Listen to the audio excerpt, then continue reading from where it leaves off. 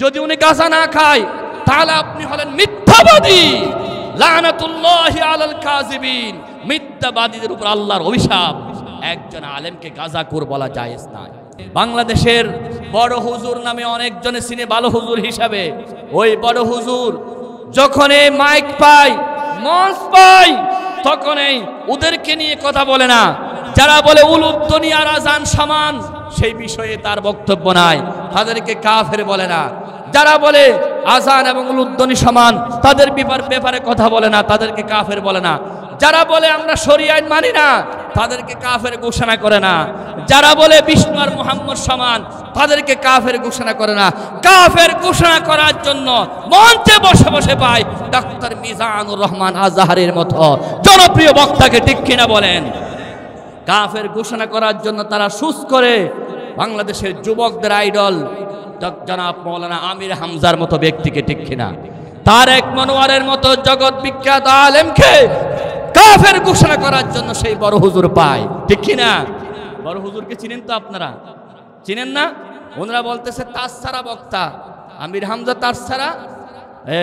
এরপর তারেক মনোয়ার, ডক্টর মিজান আজহারি তো অনেক আগে কাফের হয়ে গেছেন। জুড়ে বলেন নাউজুবিল্লাহ। রাসূলুল্লাহ আসছিল মুসলমান বানানোর জন্য। এই বক্তারা মাইকে বসে, অন্যজনের মাহফিলে বসে, কত কষ্ট করে একটা মাহফিল সাজায়, সেই মাহফিলে বসে বসে শুধু কাফের বানায়, ঠিক কিনা বলেন? তোমার যদি কাফের বানানোর ইচ্ছা থাকে, যারা বলে উলুধ্বনি আযান সমান, তাদেরকে কাফের ফতোয়া দাও। যারা বলে শরীয়ত আইন মানি না, তাদেরকে বাংলার জমিনে কাফের ফতোয়া দাও, ঠিক কিনা? যারা শরীয়ত আইন মানি না, তাদেরকে কাফের ফতোয়া দিতে জানো না।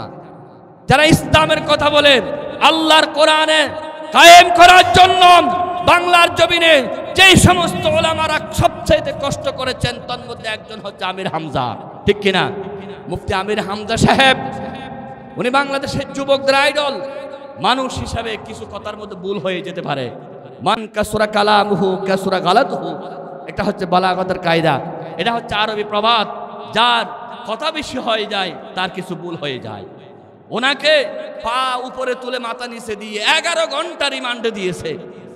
এরপরে কি মানুষের হুঁশ ঠিক থাকে? কিভাবে ব্রেইনকে টর্চার করেছে, কিভাবে নির্যাতন করেছে, দিন কায়েমের জন্য সমস্ত নির্যাতন সহ্য করেছে। আপনি বড় হুজুর কি নির্যাতন সহ্য করেছেন? আপনি শুধু হালুয়া, রুটি, পোলাও, কোরমা, বিরিয়ানি খাইয়েছেন, মুরিদদের হাদিয়া নিয়েছেন। আর ইসলামী আন্দোলনের কর্মীরা রাত বোঝে নাই, দিন বোঝে না। আমার সরোয়ার ভাই একটু আগে বলেছেন, তারা রাতে করে ঘুমাইতে পারে নাই।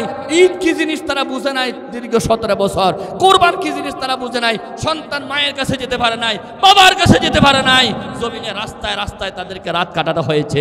এদিক থেকে ঢুকলে ওদিকে পুলিশ চলে আসে। কি নির্যাতন তাদেরকে করা হয়েছে। তাদের ব্রেইন তো মানসিকভাবে খুব কষ্ট পেয়েছে। কথার মধ্যে একটু ভুল ত্রুটি হয়ে যেতে পারে, ঠিক কিনা বলেন? যদি আপনি কারো ভুল দেখেন, তাহলে উচিত হলো তাকে দেখে সংশোধন করে দেওয়া। এটাকে এহতেসাব বলা হয় সংগঠনের ভাষায়। আপনি তাকে এহতেসাব দেন, আপনার এটা ভুল হয়েছে, আপনার এটা শুধরাতে হবে, এই কথাটা অবশ্য ভুল হয়েছে। তাহলে মনে করতে হবে আপনার নিয়ত পরিষ্কার, আপনার কলব সাফ, ঠিক কিনা বলেন?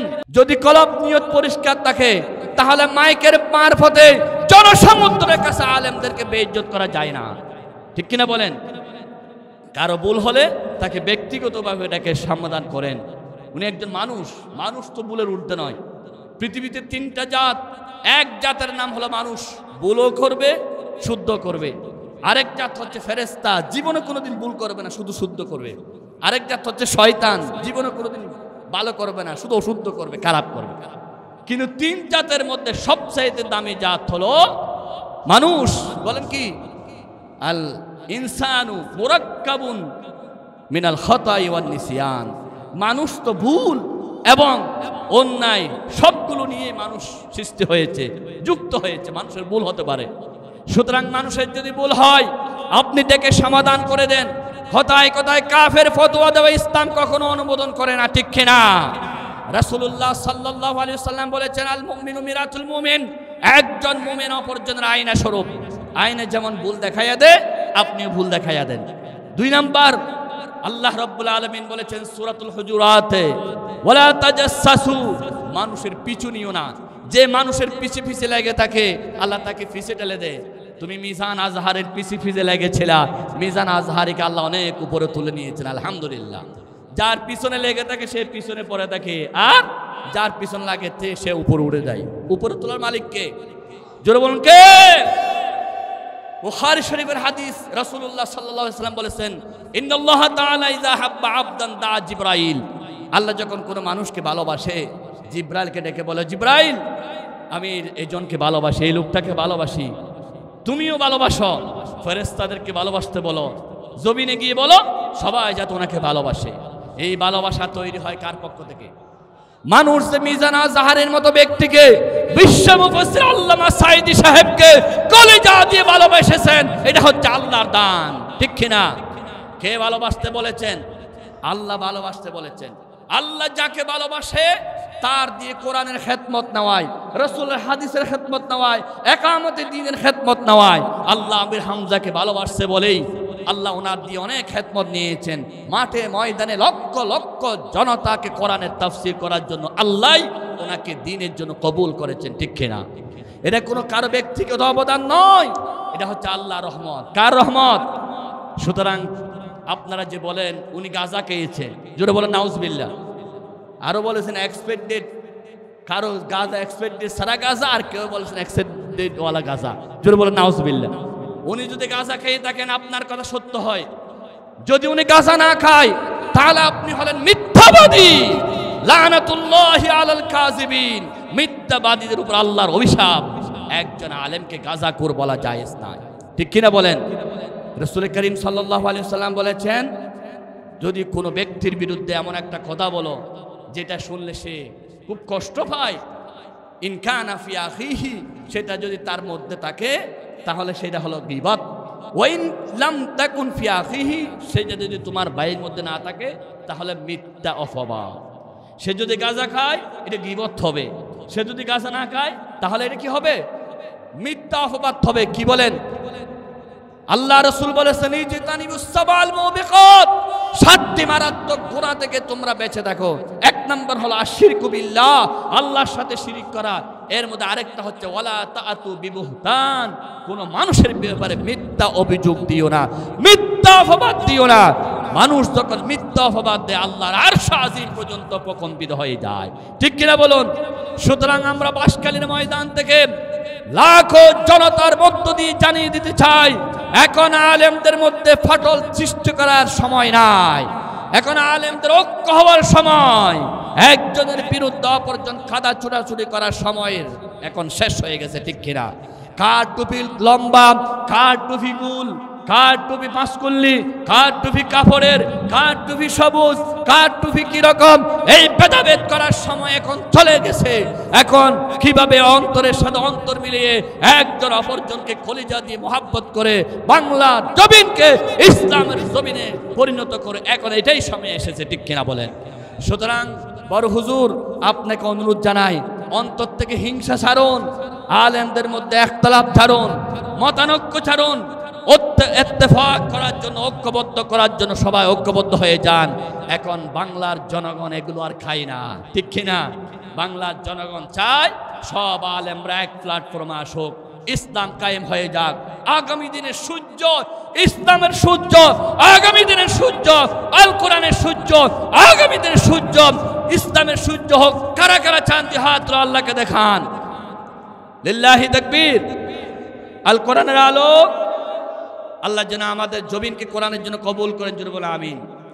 সাথে আমার ভাইয়েরা, সাথে আমাদেরকে আরেকটা কথা বলতে হয়, সেই কথাটা হচ্ছে আমরা বড় হুজুরের মুখ থেকে আরেকটা কথা শুনেছি, সেটা বলে বাংলাদেশ জামাত ইসলামী 80 বছরে নাকি বাংলাদেশে কোনো কাজ করতে পারে নাই। জোরে বলো নাউজুবিল্লাহ। 80 বছরে কোনো কাজ করতে পারে নাই। বলে 80 বছর তোমরা কি করেছো? আপনি তো দেখেন নাই, চোখ অন্ধ হলে তো ভালো জিনিসগুলো দেখবে না। ক্ষমতায় যাওয়া আমাদের মূল উদ্দেশ্য নয়, আমাদের মূল উদ্দেশ্য হচ্ছে রাসূল করিম সাল্লাল্লাহু আলাইহি ওয়াসাল্লামের বিধান অনুযায়ী, আল্লাহর বিধান অনুযায়ী এই জমিন থেকে তাগুত, কুফর, শিরককে বিদায় করে দেওয়া, ঠিক কিনা? যেটা বিশ্ব মুফাসসির আল্লামা সাঈদী সাহেব সংসদ ভবনে গিয়ে প্রথমে শিরকের বিরুদ্ধে কথা বলেছেন, ঠিক কিনা? তিনি বলেছেন, মাননীয় স্পিকার, সংসদ ভবনে মাথা নিচু করে এমপির রাষ্ট্রপতির সামনে চলবে, এটা আমি সহ্য করতে পারি না। শিরকের বিরুদ্ধে কথা বলেছেন, এটা হচ্ছে বাংলাদেশ জামাত ইসলামের এমপির অবদান। তুমি দেখো না 80 বছরে কি করেছে, 80 বছরে কি করেছে, এগুলো বলতে 80 ঘন্টা সময় লাগবে। আমার সময় তো 80 মিনিটও নাই, আমি বলতে পারবো না। এরপরে কয়েকটা না বললে হবে না। আল্লাহর জমিনে আল্লাহর দিন কায়েম করার জন্য বাংলাদেশ জামাত ইসলামী এমন এমন পদক্ষেপ নিয়েছেন। 1 নম্বর পদক্ষেপ হচ্ছে আল্লাহ পছন্দ করে শহীদের রক্ত। বাংলাদেশ জামাত ইসলামী ছাত্র শিবির শত শত ভাই জীবন দিয়ে শহীদ হয়ে এই জমিনকে রক্তে রঞ্জিত করেছেন, লালে লাল করেছেন, ঠিক কিনা? আপনারা এখন মাহফিল করতেছেন, কোরআনের কথা বলতেছেন, শহীদদের রক্তের বিনিময়ে। এই জমিনে যদি শহীদরা রক্ত না দিত, আলেম ওলামারা কথা বলার সাহস পেত না, ঠিক কিনা? এই জমিনটা বাম রাজ্যে পরিণত হয়ে যেত, ঠিক কিনা বলেন? 2 নম্বর, বাংলাদেশ জামাত ইসলামে 80 বছরে আল্লামা দেলোয়ার হোসেন সাঈদীর মতো বিশ্ববিখ্যাত মুফাসসির উপহার দিয়েছেন, ঠিক কিনা বলেন? বিশ্ববিখ্যাত মুফাসসির আল্লামা সাঈদীর কথা বলে 1 ঘন্টা শেষ হবে? 1 ঘন্টা শেষ হবে না। তিনি কত প্রিয় আল্লাহর বান্দা, তার ফাঁসির রায়ের দিন শত শত ভাই শহীদ হয়েছে। পৃথিবীতে এমন কোনো ব্যক্তি না যার ফাঁসির রায়ের দিন এত ভাই শহীদ হয়। তিনি কেমন আল্লাহর ব্যক্তি, আল্লাহর প্রিয় বান্দা। তিনি দুনিয়া থেকে চলে যাচ্ছে পূর্ণাঙ্গ রসুলের সুন্নাত পালন করে। রসুলের জীবনের শেষ কথা ছিল আসসালাত আসসালাত। আল্লামা সাঈদী রসুলের নাইবে ওয়ারিস বলে, নবীর ওয়ারিস বলে, জীবনের শেষ কথা বলেছেন, পুলিশ ভাইরা তোমরা কি নামাজ পড়েছো? আল্লাহু আকবার বলেন।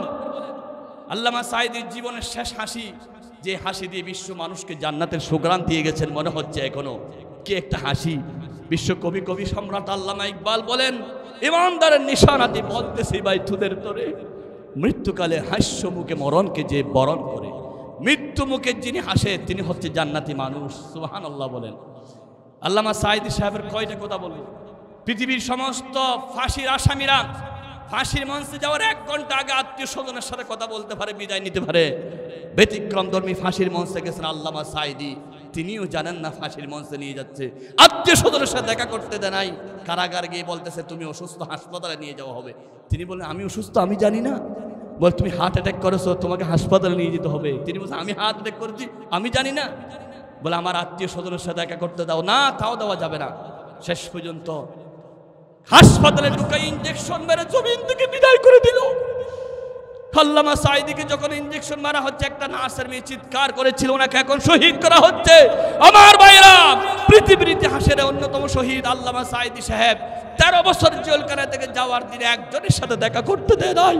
শেষ পর্যন্ত ঢাকার মাত্র জানাজা পর্যন্ত পড়তে দেয় নাই। যদি জানাজা পড়তে দিত তাহলে বাংলাদেশে কয়েক কোটি মানুষ জানাজায় উপস্থিত হতো, ঠিক কিনা? তুমি দেখো না আল্লামা সাঈদীর ইতিহাস, এগুলো বাংলাদেশ জামাত ইসলামের প্রোডাক্ট। আলহামদুলিল্লাহ বলেন। এগুলো তৈরি করেছে, বলেছে 80 বছরে কিছু করে নাই। 80 বছরে এমন শহীদ তৈরি করেছেন, শহীদ আব্দুল কাদের মোল্লা, শহীদ কামরুজ্জামান, যারা হেসে হেসে ফাঁসির মঞ্চ থেকে বরণ করে নিয়েছে। এরকম বীর পুরুষ উপহার দিয়েছেন, বলুন আল্লাহু আকবার। ফাঁসির কথা শুনলে একজনও থাকতে পারে না, কিন্তু আমাদের মুরব্বী শহীদরা ফাঁসির মঞ্চে চলে যাবে হাসতে হাসতে। একজনে বলতেছে 12টায় ফাঁসি হবে, 9টায় ঘুমাচ্ছে। দারোয়ানকে বলতেছে আমাকে 11টায় তুলে দিও, আমি ফাঁসির মঞ্চে চলে যাব হেসে হেসে। আল্লাহু আকবার। 80 বছরে স্বৈরাচারের বিরুদ্ধে সারাক্ষণ আন্দোলন করেছে। 80 বছরে বাংলাদেশের স্বাধীনতা রক্ষা করার জন্য জীবন দিয়েছে জামাত ইসলামী, ঠিক কিনা বলেন? 80 বছরে ইসলামী ব্যাংক প্রতিষ্ঠা করেছেন, হালালভাবে ব্যাংকিং জগতে মানুষ যাতে হালালভাবে করতে পারে। বাংলাদেশ জামাত ইসলামী ইসলামী বিশ্ববিদ্যালয়ের মতো শ্রেষ্ঠ বিশ্ববিদ্যালয় জাতিকে উপহার দিয়েছেন। এরপরে সুদ মদ জুয়া বিরোধী আইন দিয়েছেন আল্লামা সাঈদী সাহেব সংসদ ভবনে। আল্লামা সাঈদী সাহেব তো বলতেন যদি প্রয়োজন হয় 100 বছর অপেক্ষা করতে হয়, 100 বছর অপেক্ষা করেও আমরা সংসদে যাব, এরপরও আমরা অন্যায়ভাবে জুলুম করে আমরা ক্ষমতায় যেতে চাই না। আল্লাহু আকবার। মন্ত্রিত্ব ছিল 2 জন, বিন্দু পরিমাণ জর্রা পরিমাণ দুর্নীতি করে নাই। পৃথিবীবাসীকে দেখিয়ে গিয়েছে ইসলামের কাজ করতে গেলে কিরকম নিরপেক্ষ থাকতে হয়। বলুন সুবহানাল্লাহ। দাড়িওয়ালা টুপিওয়ালা বাংলার জমিনে হাঁটতে পারছে একমাত্র ইসলামী আন্দোলন শহীদের রক্তের বিনিময়ে, ঠিক কিনা বলেন? আজকে 24শে জুলাই যে নিয়ামত পেয়েছি, এই নিয়ামত হচ্ছে বাংলাদেশের জামাত ইসলামের একটা অবদান। আল্লাহু আকবার বলেন। তুমি দেখো না ওরা 80 বছরে কি করেছে, আমি কয়টা বলবো? বলে শেষ করা যাবে না। আমাদের মূল কথা হচ্ছে আল্লাহ জমিনে আল্লাহর দিন কায়েম করতে হবে। জমিন কার? কথা চলবে কার? বিধান চলবে কার? হুকুম চলবে কার? আইন চলবে কার? আল্লাহ জমিনে আল্লাহর বিধান কায়েম করবেন, এই কথা বলার জন্য মুসা নবীকে নীল নদে যেতে হয়েছে। আল্লাহর জমিনে আল্লাহর বিধান চলবে এই কথা বলার জন্য ফেরাউনকে মুসা নবীর সাথে যুদ্ধ করতে হয়েছে। আল্লাহ জমিনে আল্লাহর দিন চলবে এই কথা কায়েম করার জন্য ইব্রাহিম নবীকে নমরুদের আগুনে যেতে হয়েছে। আল্লাহর জমিনে আল্লাহর দিন চলবে এই কথা বলার জন্য ঈসা নবীকে দুনিয়া থেকে তুলে নেওয়া হয়েছে। আল্লাহ জমিনে আল্লাহর দিন চলবে এই কথা বলার জন্য হযরত জাকারিয়াকে হত্যা করা হয়েছে। আল্লাহ জমিনে আল্লাহর দিন চলবে এই কথার জন্য মুহাম্মদ রাসূলুল্লাহ সাল্লাল্লাহু আলাইহি ওয়াসাল্লামকে দাঁত ভেঙে চুরমার করা হয়েছে। আল্লাহ জমিনে আল্লাহর কথা চলবে এই কথা বলার জন্য আমির হামজার খল্লাকে দুই টুকরা করা হয়েছে। আল্লাহ জমিনে আল্লাহর দিন কায়েম হবে এই কথা বলার জন্য ইমাম হোসেনকে কারবালার ময়দানে শহীদ হতে হয়েছে। আল্লাহ জমিনে আল্লাহর দিন চলবে এই কথা বলার জন্য আমার বন্ধুগণ হযরত হাব্বাবকে টুকরা টুকরা করা হয়েছে, হযরত হুবাইবকে সুলিতে চড়া হয়েছে। আল্লাহ জমিনে আল্লাহর দিন কায়েম হবে এই কথার জন্য হযরত আবু বকর সিদ্দিক রাদিয়াল্লাহু তাআলা আনহুকে বিস্ফানে হত্যা করা হয়েছে। আল্লাহ জমিনে আল্লাহর কথাই চলবে এই কথার জন্য হযরত ওমরকে শহীদ করা হয়েছে। আল্লাহ জমিনে আল্লাহর কথাই চলবে এই কথার জন্য হযরত আলীকে শহীদ করা হয়েছে। আল্লাহ জমিনে আল্লাহর কথা চলবে এই কথার জন্য হযরত উসমানকে শাহাদাত বরণ করতে হয়েছে। আল্লাহ জমিনে আল্লাহর কথাই চলবে এই কথার জন্য ইমাম আযম আবু হানিফাকে কারাগারে বিস্ফান করে হত্যা করা হয়েছে। সবাই আল্লাহ জমিনে আল্লাহর দিন কায়েম করতে চাইছিল।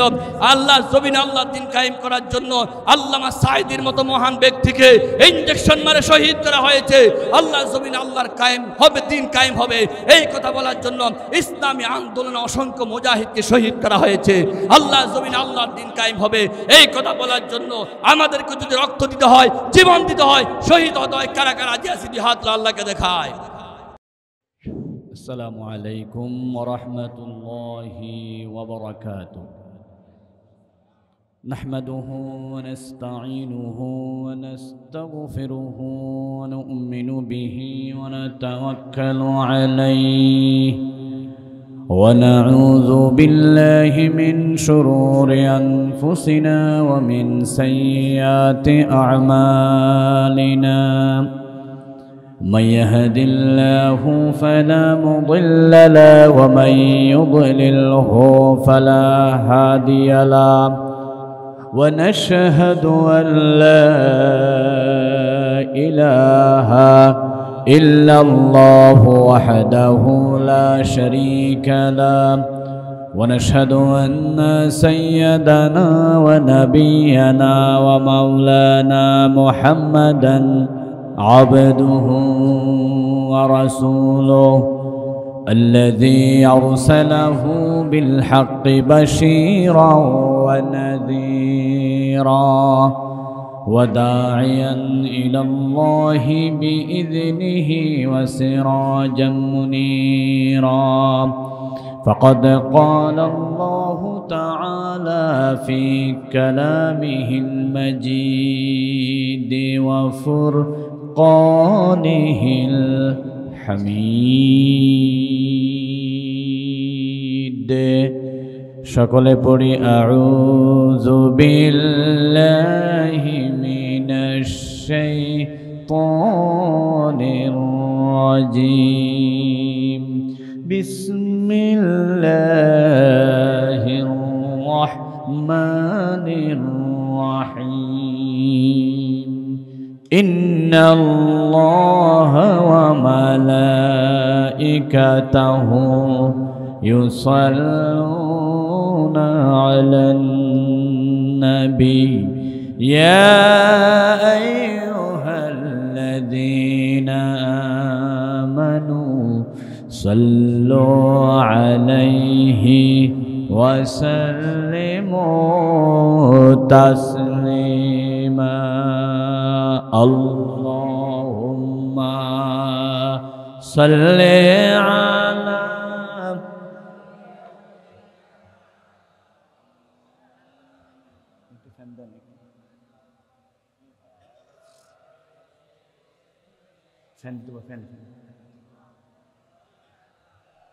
জবান খুলে মোহাব্বত নিয়ে সবাই পড়ি আল্লাহুম্মা সাল্লি আলা সাইয়্যিদিনা মাওলানা মুহাম্মাদ ওয়া আলা আলিহি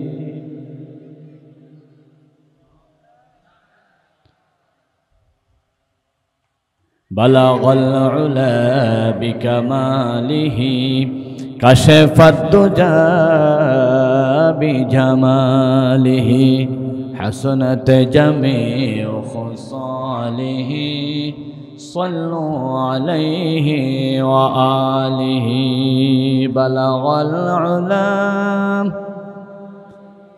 كشف الدجى بجماله حسنت جميع خصاله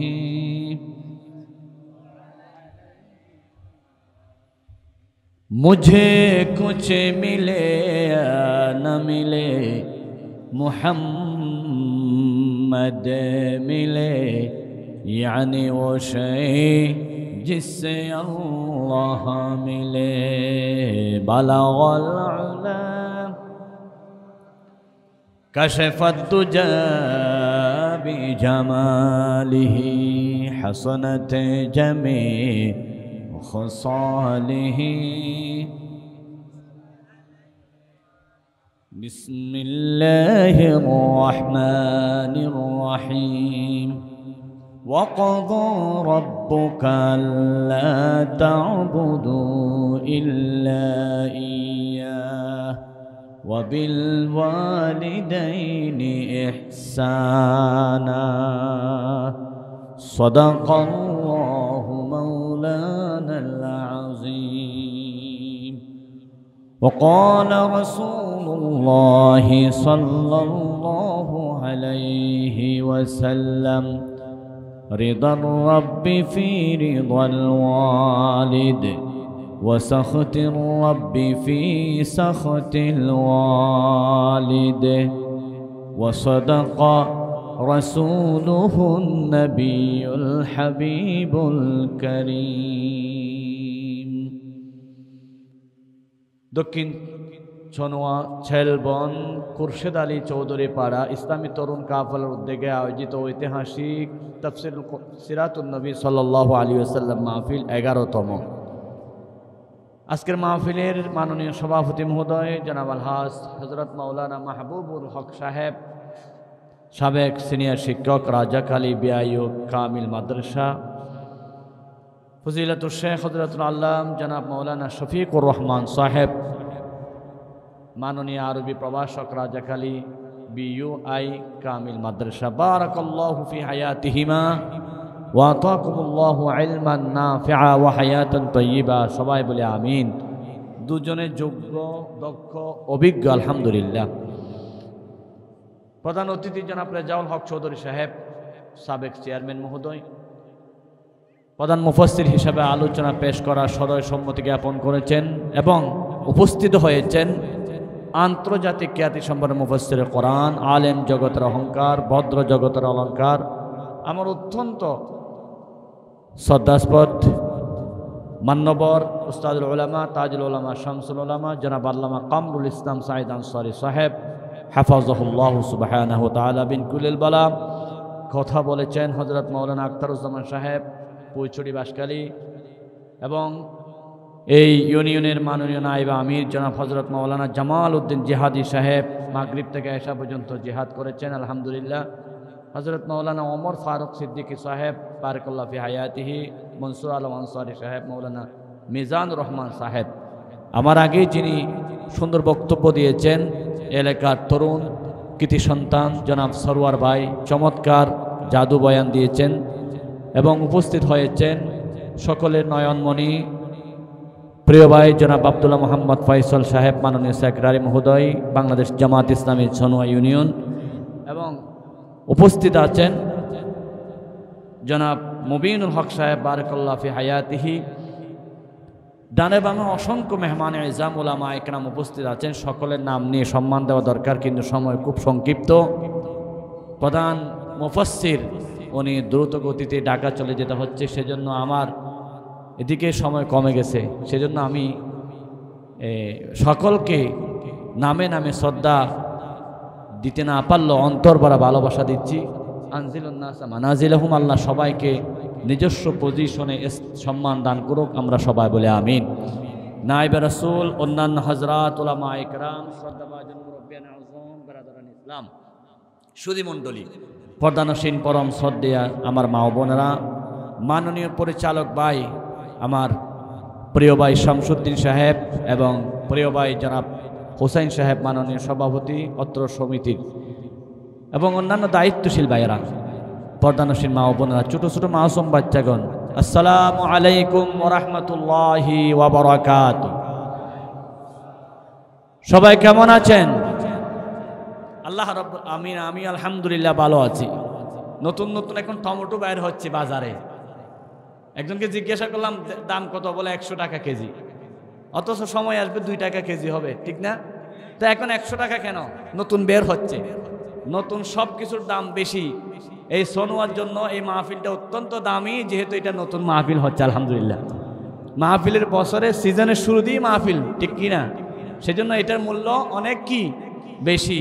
আমরা শেষ পর্যন্ত এর মূল্যায়ন ধরে রাখবো ইনশাআল্লাহ। এই মাহফিলে আসার তৌফিক দিয়েছেন কে? কথা বলার সুযোগ দিয়েছেন কে? যাদেরকে আল্লাহ দেন নাই তারা আল্লাহর নাম নিয়েন না, যাদেরকে আল্লাহ সুযোগ দিয়েছেন তারা চিৎকার করে বলুন, আসার সুযোগ দিয়েছেন কে?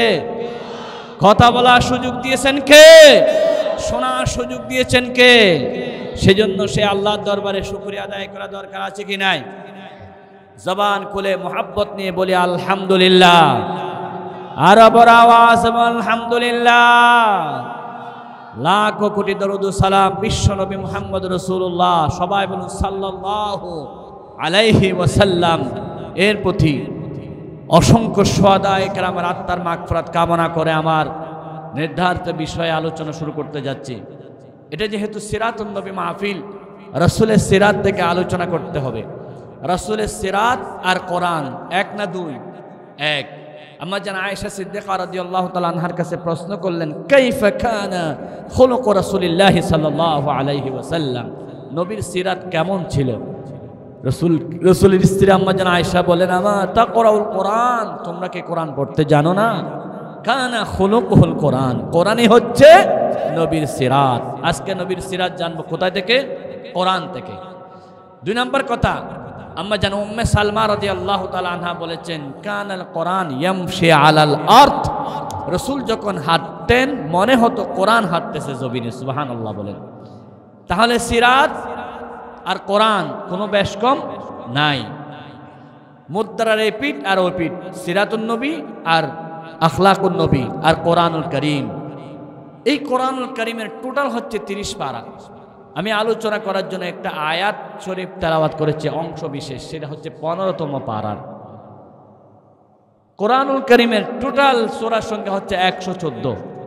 আমি যে আয়াত থেকে তেলাওয়াত করার সিদ্ধান্ত নিয়েছি এটা হচ্ছে 17 নম্বর সূরা। কয় নম্বর সূরা? সূরাটা এদিকে অনেক কিছু হবে, আপনারা ওদিক সেদিক তাকালে তো মাহফিল হবে না ভাই, আমার এদিকে তাকাইতে হবে। ওরা মেহমানদেরকে নিবে আনবে, মাহফিল কমিটিদের অনেক কাজ, আপনারাও যদি সেদিকে তাকিয়ে থাকেন তাহলে মাহফিল হবে না। আপনাদের অ্যাটেনশন হবে আমার দিকে, যেহেতু আপনাদের এগুলো ক্যামেরা ভিডিও হচ্ছে, কয়েকটা ক্যামেরা, এগুলো বিশ্ব মাঝে ছড়িয়ে পড়তেছে। আপনারা এদিক সেদিক তাকাবেন, বিশৃঙ্খলা হবে। বাহিরের লোকেরা বলবে বাসকালের সোনোয়ার মানুষ, আমি অভদ্র বলবো না, শরীয়ভদ্র বলবে, আবার মানুষ মন্তব্য করতে পারে। সেজন্য আমরা সবাই অ্যাটেনশন দিয়ে আলোচনা শুনবো ইনশাআল্লাহ। কোরআনুল কারীমের সূরাত বানী ইসরাঈলের 23 নম্বর আয়াত আমি তেলাওয়াত করেছি। কয় নম্বর আয়াত? সূরাটার নাম বানী ইসরাঈল। সূরাটি হচ্ছে মক্কি সূরা। এই সূরাতে আল্লাহ অসংখ্য বিষয় নিয়ে আলোচনা করেছেন। 23 নম্বর আয়াতের আলোচনাটা জমিনের আলোচনা নয়, মেরাজ শরীফে আরশ আজিমের আলোচনা। আল্লাহ রসুলকে এখান থেকে মেরাজে নিয়ে গেলেন, আরশ আজিমে নিয়ে গেলেন। সেখানে আল্লাহ রাব্বুল আলামিন নবীকে ওয়াজ করলেন। বক্তা ছিলেন আল্লাহ, শ্রোতা ছিলেন রাসূলুল্লাহ সাল্লাল্লাহু। আল্লাহ সেই ওয়াজটা এখানে কুট করলেন। আল্লাহ রাব্বুল আলামিন বলেন, وقضى ربك ألا تعبدوا إلا إياه وبالوالدين إحسانا কয়টা ওয়াজ? এখানে দুইটা ওয়াজ। একটা হচ্ছে আল্লাহর সার্বভৌম, দুই নম্বর হচ্ছে মাতা পিতার অধিকার। এক নাম্বার ওয়াকদা রাব্বুকা, কদা হচ্ছে মাজির সিগা। 10টি জায়গায় মাজির সিগা মুজার অর্থ ব্যবহার হয়। আমদা মাজি বা মানা এ মুজারে ছন্দবাদ। 10 জায়গায় শব্দটা হবে মাজি। মাজি মানে অতীতকাল, ফার্স্ট টেন্স, কিন্তু অর্থ হবে মুজার, ভবিষ্যৎকালের জন্য। ওয়াকদা চূড়ান্ত ফয়সালা হয়ে গেল, এটা সব সময় থাকবে এই ফয়সালা। আল্লাহ তা'বুদু ইল্লা ইয়া, আল্লাহ ছাড়া কারো গোলামি করা যাবে না। আমরা গোলাম কার? সবাই চিৎকার দেব, আমরা গোলাম কার? সব সময় গোলামি করতে হবে কার? রিজিক দিয়েছেন কে? আলো দিয়েছেন কে? বাতাস দিয়েছেন কে? যে আল্লাহ সব কিছু দিলেন সেই আল্লাহর গোলামি করতে হবে, ঠিক কিনা? বাংলাদেশের সব জায়গায় আল্লাহর গোলামি হয় না। ক্যান্টনমেন্ট আল্লাহর গোলামি হয় না, বিচারালয়ে আল্লাহর গোলামি হয় না, সংসদ ভবনে আল্লাহর গোলামি হয় না, ব্যবসা বাণিজ্য আল্লাহর গোলামি হয় না, ঠিক কিনা বলেন? অধিকাংশ জায়গায় শয়তানের গোলামি চলে, ঠিক কিনা? যতদিন পর্যন্ত বাংলাদেশের 55,000 বর্গ মাইল আল্লাহর কোরআন দিয়ে পরিচালিত হবে না, ততদিন পর্যন্ত পুরো বাংলাদেশ আল্লাহর গোলামিতে আসবে না, ঠিক কিনা বলেন? এই দেশকে আল্লাহর গোলামের দেশ বানাতে চাইলে সব জায়গায় আল্লাহর গোলামি কায়েম করতে হবে। কার গোলামি? এখনো পর্যন্ত পার্লামেন্টে বিচার চলে ব্রিটিশের আইন দিয়ে, জোরে বলেন নাউজুবিল্লাহ। সেখানে আল্লাহর গোলামি চলে না। এখনো পর্যন্ত আমার বন্ধুগণ শিক্ষা প্রতিষ্ঠানে আল্লাহর আইন চলে না। সেখানে নাচের শিক্ষক, গানের শিক্ষক দেওয়ার জন্য অনেক পায়তারা চলতেছে, আন্দোলনের পর হয়েছে কিছুটা কমতেছে, কারণ সেখানে আল্লাহর গোলামি চলে না। আল্লাহর গোলামি যদি চলতো প্রত্যেকটা শিক্ষা প্রতিষ্ঠানে অ্যাসেম্বলিতে আগে আল্লাহ সূরা ফাতিহা পড়তে বাধ্য হতো। এখন শিক্ষা প্রতিষ্ঠানে বলা হয় আমার সোনার বাংলা, আমি তোমায় ভালোবাসি। যেদিন বাংলাদেশের আকাশে বাতাসে আল্লাহর কোরআন কায়েম হয়ে যাবে, প্রত্যেকটা প্রতিষ্ঠান শুরু হবে সূরা ফাতিহা দিয়ে, ঠিক কিনা? আল্লাহর কোরআন দিয়ে শিক্ষা প্রতিষ্ঠান শুরু হয়ে যাবে। বাংলাদেশের প্রত্যেকটা প্রতিষ্ঠান এখন আল্লাহর গোলামিতে চলে না। দেশ স্বাধীন হয় 1971 সন, বর্তমান 2025 সন, প্রায় 55 বছর এই দেশ স্বাধীন হয়েছে, কিন্তু 55 বছরে আল্লাহর গোলামি পূর্ণাঙ্গভাবে চালু হয় নাই, ঠিক কিনা? অথচ আল্লাহ বলেছেন ওয়াকদা রাব্বুকা আল্লা তা'বুদু ইল্লা ইয়া, চূড়ান্ত ফয়সালা হয়ে গেল আল্লাহ ছাড়া কারো গোলামি চলে না, আল্লাহ ছাড়া কারো গোলামি চলে না। এই কথা কোরআনে আছে, বাস্তব নাই বলে বাংলাদেশের মুসলমানরা পূজার সময় অধিকাংশ মুসলমান পূজায় গিয়ে হাজিরা দিয়ে বলে পূজা আর রোজা সমান, জোরে বলেন নাউজুবিল্লাহ। আল্লাহর গোলামি পূর্ণভাবে চালু নাই বলে আজকে পূজা মঞ্চে গিয়ে বাংলাদেশের মুসলমানরা বলে উলুধ্বনি আর আজান কোনো বেশ কম নাই, জোরে বলেন নাউজুবিল্লাহ। আল্লাহর গোলামি কি চালু হলে এই কথা বলতে পারতো? আল্লাহর গোলামি পূর্ণভাবে চালু নাই বলে তারা বলে বিষ্ণু আর মুহাম্মদের মধ্যে কোনো পার্থক্য নাই, জোরে বলে নাউজুবিল্লাহ। এগুলো কত মারাত্মক কথা জানেন? বিষ্ণু আর মুহাম্মদের মধ্যে কোনো পার্থক্য নাই। আল্লাহর গোলামি পড়া নাই বলে বাংলাদেশের অসংখ্য নেতারা পূজা মণ্ডপে গিয়ে কি বলেছে জানেন? ওরা বলতেছে দেবী শুধুমাত্র হিন্দুদের কল্যাণ নিয়ে আসে না, দেবী পৃথিবীবাসী সবার জন্য কল্যাণ নিয়ে আসে, জোরে বল নাউজুবিল্লাহ। কয়েকটা কথা বলেছে, যেই কথাগুলোর কারণে তাদেরকে ফাঁসি দেওয়া দরকার ছিল, তারা ইসলাম থেকে বের হয়ে গেছে, তাদেরকে কালিমা পড়ে নতুনভাবে মুসলমান হওয়া দরকার, ঠিক কিনা? কিন্তু বাংলাদেশের বড় হুজুর নামে অনেকজনে চিনে ভালো হুজুর হিসাবে, ওই বড় হুজুর যখন এই মাইক পায়, মঞ্চ পায়, তখন এই ওদেরকে নিয়ে কথা বলে না। যারা বলে উলুধ্বনি আর আজান সমান, সেই বিষয়ে তার বক্তব্য নাই, তাদেরকে কাফের বলে না। যারা বলে আজান এবং উলুধ্বনি সমান, তাদের ব্যাপারে কথা বলে না, তাদেরকে কাফের বলে না। যারা বলে আমরা শরীয়ত আইন মানি না, তাদেরকে কাফের ঘোষণা করে না। যারা বলে বিষ্ণু আর মুহাম্মদ সমান, তাদেরকে কাফের ঘোষণা করে না। কাফের ঘোষণা করার জন্য মঞ্চে বসে বসে পায় ডক্টর মিজানুর রহমান আজহারের মতো জনপ্রিয় বক্তাকে, ঠিক কিনা বলেন? কাফের ঘোষণা করার জন্য তারা সুস করে বাংলাদেশের যুবকদের আইডল জনাব মৌলানা আমির হামজার মতো ব্যক্তিকে, ঠিক কিনা? তারেক মনোয়ারের মতো জগৎ বিখ্যাত আলেমকে কাফের ঘোষণা করার জন্য সেই বড় হুজুর পায়, ঠিক কিনা? বড় হুজুরকে চিনেন তো আপনারা? চিনেন না? ওনারা বলতেছে তাছাড়া বক্তা আমির হামজা তাছাড়া। এরপর তারেক মনোয়ার, ডক্টর মিজান আজহারি তো অনেক আগে কাফের হয়ে গেছেন। জুড়ে বলেন নাউজুবিল্লাহ। রাসূলুল্লাহ আসছিল মুসলমান বানানোর জন্য। এই বক্তারা মাইকে বসে, অন্যজনের মাহফিলে বসে, কত কষ্ট করে একটা মাহফিল সাজায়, সেই মাহফিলে বসে বসে শুধু কাফের বানায়, ঠিক কিনা বলেন? তোমার যদি কাফের বানানোর ইচ্ছা থাকে, যারা বলে উলুধ্বনি আজান সমান তাদেরকে কাফের ফতোয়া দাও, যারা বলে শরিয়া আইন মানি না তাদেরকে বাংলার জমিনে কাফের ফতোয়া দাও, ঠিক কিনা? যারা শরিয়া আইন মানি না তাদেরকে কাফের ফতোয়া দিতে জানো না। যারা ইসলামের কথা বলে, আল্লাহর কোরআনে কায়েম করার জন্য বাংলার জমিনে যেই সমস্ত ওলামারা সবচাইতে কষ্ট করেছেন তার মধ্যে একজন হচ্ছে আমির হামজা, ঠিক কিনা? মুফতি আমির হামজা সাহেব, উনি বাংলাদেশের যুবকদের আইডল। মানুষ হিসাবে কিছু কথার মধ্যে ভুল হয়ে যেতে পারে। মান কাসুরা কালামুহু কাসুরা গালাতুহু, এটা হচ্ছে বালাগতের কায়দা, এটা হচ্ছে আরবি প্রবাদ। যার কথা বেশি হয়ে যায় তার কিছু ভুল হয়ে যায়। ওনাকে পা উপরে তুলে মাথা নিচে দিয়ে 11 ঘন্টা রিমান্ডে দিয়েছে। এরপরে কি মানুষের হুঁশ ঠিক থাকে?